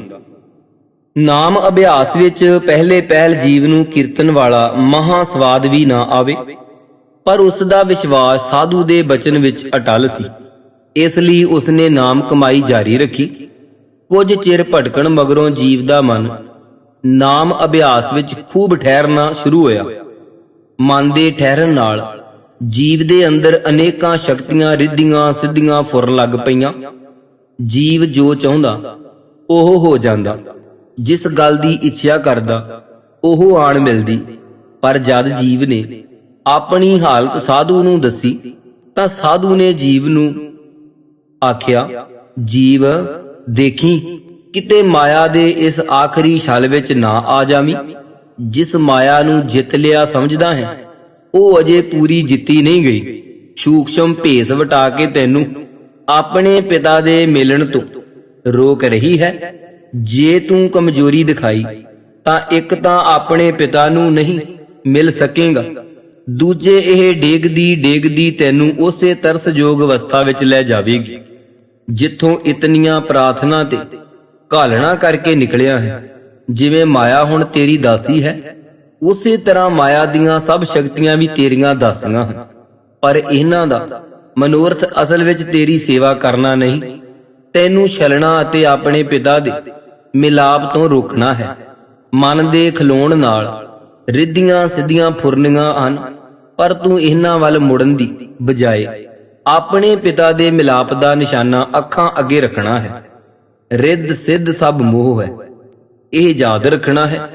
ਜੀਵ ਨੇ ਸਾਧੂ ਦੇ ਚਰਨਾਂ ਤੇ ਸਿਰ ਰੱਖ ਕੇ ਨਮਸਕਾਰ ਕੀਤੀ ਅਤੇ ਲੱਗਾ ਨਾਮ ਜਾਪ ਦੀਆਂ ਅਖੀਰਲੀਆਂ ਮੰਜ਼ਲਾਂ ਵਿੱਚ ਖੇਡਣ। ਮਨ ਦੇ ਟਿਕਾਅ ਵਿੱਚ ਇਸ ਨੇ ਦੇਖਿਆ ਕਿ ਮਾਇਆ ਦੀ ਸਾਰੀ ਨਗਰੀ ਜੀਵ ਦੇ ਅੰਦਰ ਹੀ ਮੌਜੂਦ ਹੈ। ਜੀਵ ਜਦ ਚਾਹੇ ਇਹ ਮਾਇਆ ਦੀ ਨਗਰੀ ਜੀਵ ਦੇ ਅੰਦਰ ਹੀ ਰਚੀ ਜਾਵੇ ਅਤੇ ਜਦ ਚਾਹੇ ਅਲੋਪ ਹੋ ਜਾਵੇ। ਜੋ ਬ੍ਰਹਿਮੰਡ ਖੰਡ ਸੋ ਜਾਣੋ, ਏਕ ਮਹਿ ਸਰਬ ਸਰਬ ਮਹਿ ਏਕਾ। ਇਹ ਸਤਿਗੁਰ ਦੇਖ ਦਿਖਾਈ। ਅਖੀਰ ਜੀਵ ਦਾ ਹੋਰ ਨਾਮ ਅਭਿਆਸ ਵਧਿਆ ਤੇ ਉਸਨੇ ਦੇਖਿਆ ਇਹ ਮਾਇਆ ਦੀ ਖੇਡ ਸਭ ਉਸਦੇ ਆਪਣੇ ਫੁਰਨੇ ਦੀ ਰਚਨਾ ਹੈ, ਉਸ ਦੀ ਆਪਣੀ ਇੱਛਾ ਦਾ ਨਤੀਜਾ ਹੈ। ਉਸ ਨੂੰ ਇਹ ਵੀ ਪਤਾ ਲੱਗ ਗਿਆ ਕਿ ਕਿਸੇ ਵੇਲੇ ਕਿਸੇ ਤਰ੍ਹਾਂ ਉਸ ਨੂੰ ਮਾਇਆ ਨਾਲ ਖੇਡਣਾ ਆਪ ਮਨਜ਼ੂਰ ਕੀਤਾ ਸੀ। ਹੁਣ ਜਦ ਜੀਵ ਦਾ ਮਾਇਆ ਨੂੰ ਤਿਆਗ ਕੇ ਆਪਣੇ ਪਿਤਾ ਦੇ ਮਿਲਾਪ ਦਾ ਫੁਰਨਾ ਪੱਕਾ ਹੋ ਗਿਆ ਤਾਂ ਮਾਇਆ ਤੇ ਉਸ ਦੀ ਨਗਰੀ ਸਭ ਸੁਪਨੇ ਦੀਆਂ ਤਸਵੀਰਾਂ ਬਣ ਕੇ ਜੀਵ ਦੀ ਯਾਦਾਸ਼ਤ ਵਿੱਚੋਂ ਅਲੋਪ ਹੋਣ ਲੱਗੀਆਂ। ਇੱਕ ਦਿਨ ਨਾਮ ਅਭਿਆਸ ਵਿੱਚ ਜਦ ਮਾਇਆ ਬਿਲਕੁਲ ਅਲੋਪ ਹੋ ਗਈ ਤਾਂ ਜੀਵ ਦੀਆਂ ਅੱਖਾਂ ਤੋਂ ਅਵਿਦਿਆ ਨਾਮੀ ਐਨਕ ਆਪਣੇ ਆਪ ਡਿੱਗ ਪਈ। ਇਸ ਐਨਕ ਦੇ ਡਿੱਗਦੇ ਸਾਰ ਹੀ ਜੀਵ ਨੇ ਆਪਣੇ ਆਪ ਨੂੰ ਕਿਸੇ ਮਹਾਨ ਉਚਾਈ ਵੱਲ ਉੱਡਦੇ ਮਹਿਸੂਸ ਕੀਤਾ। ਉਪਰੰਤ ਜੀਵ ਦੇ ਸਾਹਮਣੇ ਇੱਕ ਬੜਾ ਸੁੰਦਰ ਦਰਬਾਰ ਲੱਗ ਗਿਆ, ਜਿਸ ਵਿੱਚ ਇੱਕ ਮਹਾਨ ਤੇਜਮਈ ਪੁਰਸ਼ ਸੀ। ਹਜ਼ੂਰੀ ਵਿੱਚ ਮਾਇਆ ਨਿਰਤ ਕਰ ਰਹੀ ਸੀ ਅਤੇ ਸਭ ਅਹਿਲਕਾਰ ਤੇ ਦਰਬਾਰੀ ਬੈਠੇ ਆਨੰਦ ਲੈ ਰਹੇ ਸੀ। ਇਹ ਤੇਜਮਈ ਪੁਰਸ਼ ਇਸ ਦਰਬਾਰ ਦੇ ਵਿਚਕਾਰ ਇੱਕ ਉੱਚੇ ਜੜਾਊ ਤਖਤ ਉੱਤੇ ਬਿਰਾਜ ਰਿਹਾ ਸੀ। ਇਸ ਵੱਲ ਤੱਕਿਆ ਜੀਵ ਦੀਆਂ ਅੱਖਾਂ ਚੁੰਧਿਆ ਗਈਆਂ, ਕਿਉਂਕਿ ਇਹ ਪੁਰਸ਼ ਸਮੁੱਚੇ ਨੂਰ ਦਾ ਬਣਿਆ ਹੋਇਆ ਸੀ। ਇਸ ਤੇਜਮਈ ਪੁਰਸ਼ ਵਿੱਚੋਂ ਜੀਵ ਦੇ ਦੇਖਦੇ ਇੱਕ ਕਿਰਨ ਨਿਕਲੀ ਅਤੇ ਇੱਕ ਇਨਸਾਨ ਦਾ ਰੂਪ ਧਾਰਨ ਕਰਕੇ ਜੀਵ ਦੇ ਸਾਹਮਣੇ ਖਲੋ ਗਈ। ਜਦ ਜੀਵ ਨੇ ਚੰਗੀ ਤਰ੍ਹਾਂ ਇਸ ਇਨਸਾਨੀ ਸ਼ਕਲ ਵੱਲ ਤੱਕਿਆ ਤਾਂ ਬੜਾ ਹੈਰਾਨ ਹੋਇਆ, ਕਿਉਂਕਿ ਇਹ ਸੂਰਤ ਬਿਲਕੁਲ ਸਾਧੂ ਦੀ ਹੀ ਸੀ। ਹੁਣ ਜੀਵ ਹੱਕਾ ਬੱਕਾ ਖੜਾ ਸੀ ਐ ਪਰ ਇਸ ਕਿਰਨ ਤੋਂ ਬਣੇ ਸਾਧੂ ਨੇ ਜੀਵ ਨੂੰ ਇਸ਼ਾਰੇ ਨਾਲ ਆਪਣੇ ਪਾਸ ਬੁਲਾਇਆ। ਜਦ ਜੀਵ ਸਾਧੂ ਦੇ ਕੋਲ ਪਹੁੰਚਿਆ ਤਾਂ ਸਾਧੂ ਨੇ ਉਸ ਤੇਜਮਈ ਪੁਰਸ਼ ਵੱਲ ਇਸ਼ਾਰਾ ਕਰਕੇ ਕਿਹਾ, ਜੀਵ, ਇਹ ਤੇਰੇ ਪਿਤਾ ਮਹਾਰਾਜ ਹਨ। ਇਹ ਕਹਿ ਕੇ ਸਾਧੂ ਫੇਰ ਕਿਰਨ ਰੂਪ ਹੋ ਗਿਆ। ਜੀਵ ਨੇ ਅੱਗੇ ਵੱਧ ਕੇ ਆਪਣੇ ਪਿਤਾ ਮਹਾਰਾਜ ਦੇ ਚਰਨਾਂ ਤੇ ਸਿਰ ਰੱਖ ਦਿੱਤਾ।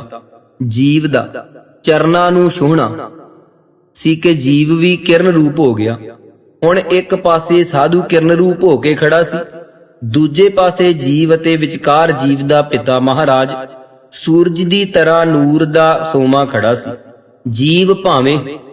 ਜੀਵ ਭਾਵੇਂ ਕਿਰਨ ਰੂਪ ਹੋ ਗਿਆ ਸੀ, ਪਰ ਉਸ ਵਿੱਚ ਸਮਝ ਸੋਚ ਕਾਇਮ ਸੀ। ਜੀਵ, ਸਾਧੂ ਤੇ ਮਹਾਰਾਜ ਹੁਣ ਤਿੰਨੇ ਨੂਰ ਰੂਪ ਸਨ। ਜਦ ਜੀ ਕਰਦਾ ਤਿੰਨੇ ਮਿਲ ਕੇ ਇੱਕ ਰੂਪ ਹੋ ਜਾਂਦੇ। ਜਦ ਜੀ ਕਰਦਾ ਤਿੰਨੇ ਸਾਧੂ ਰੂਪ ਬਣ ਜਾਂਦੇ। ਜਦ ਜੀ ਕਰਦਾ ਤਿੰਨੇ ਜੀਵ ਰੂਪ ਹੋ ਜਾਂਦੇ। ਜਦ ਜੀ ਕਰਦਾ ਤਿੰਨੇ ਮਹਾਰਾਜ ਰੂਪ ਹੋ ਜਾਂਦੇ।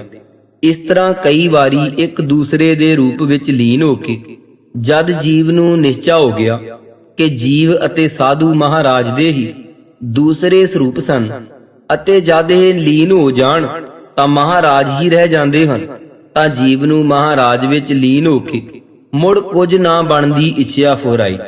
ਉਪਰੰਤ ਜੀਵ ਮਹਾਰਾਜ ਵਿੱਚ ਲੀਨ ਹੋ ਗਿਆ ਅਤੇ ਦਰਬਾਰ ਦੀਆਂ ਅਪਸਰਾਂ ਨੇ ਮਿਲ ਕੇ ਬੜੀ ਮਧੁਰ ਤੇ ਸੁਰੀਲੀ ਲੈ ਵਿੱਚ ਗਾਇਆ। ਸੂਰਜ ਕਿਰਨ ਮਿਲੇ, ਜਲ ਕਾ ਜਲ ਹੁਆ ਰਾਮ, ज्योति ज्योत रली, संपूर्ण थिया राम। सूरज किरण मिले, जल का जल हुआ राम।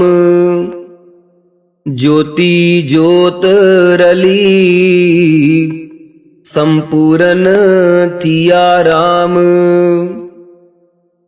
ਇਹ ਸੀ ਜੀਵ ਦੀ ਕਹਾਣੀ ਔਰ ਅਬਰਮਜ ਵਿੱਚ ਸਾਰੀ ਕਹਾਣੀ ਨੂੰ ਭਾਈ ਰਘਬੀਰ ਸਿੰਘ ਬੀਰ ਜੀ ਨੇ ਲਿਖਿਆ ਹੈ। ਅਸਾਂ ਨੂੰ ਸੇਵਾ ਬਖਸ਼ੀ ਹੈ ਸਤਿਗੁਰੂ ਨੇ, ਅਸਾਂ ਰਿਕਾਰਡ ਕੀਤੀ ਹੈ। ਸੋ ਆਪ ਸੰਗਤ ਨੇ ਵੱਧ ਤੋਂ ਵੱਧ ਸਰਵਣ ਕਰਕੇ ਸਮਝ ਕਰਕੇ, ਇੱਕ ਵਾਰੀ ਨਾ ਸਮਝ ਲੱਗੇ ਦੂਸਰੀ ਵਾਰੀ ਫਿਰ ਸੁਣਨਾ ਹੈ, ਦੂਸਰੀ ਵਾਰੀ ਨਾ ਸਮਝ ਲੱਗੇ ਤੀਸਰੀ ਵਾਰੀ ਸੁਣਨਾ ਹੈ। ਜ਼ਰੂਰ ਇਸ ਜੀਵ ਦੀ ਕਹਾਣੀ ਨੂੰ ਸਮਝਣਾ ਹੈ। ਇਹ ਸਾਰੀ ਸਾਡੀ ਆਪ ਦੀ ਹੀ ਕਹਾਣੀ ਹੈ, ਹਰ ਇੱਕ ਜੀਵ ਦੀ। ਸੋ ਬਹੁਤ ਹੀ ਆਨੰਦ ਆਉਂਦਾ ਹੈ ਜਦੋਂ ਸਮਝ ਆਉਂਦੀ ਹੈ। ਸੋ ਆਪ ਸੰਗਤ ਦਾ ਬੜਾ ਸਹਿਯੋਗ, ਧੰਨਵਾਦ ਜੋ ਆਪ ਜੀ ਇਹ ਉਪਰਾਲਾ ਆਪ ਕਰਵਾ ਕੇ ਹੁਕਮ ਕਰਕੇ ਦਾਸ ਨੂੰ ਰਿਕਾਰਡ ਕਰਨ ਦੀ ਸੇਵਾ ਲਾਉਂਦੇ ਹੋ। ਭੁੱਲਾਂ ਚੁੱਕਾਂ ਦੀ ਖਿਮਾ। ਵਾਹਿਗੁਰੂ ਜੀ ਕਾ ਖਾਲਸਾ, ਵਾਹਿਗੁਰੂ ਜੀ ਕੀ ਫਤਿਹ।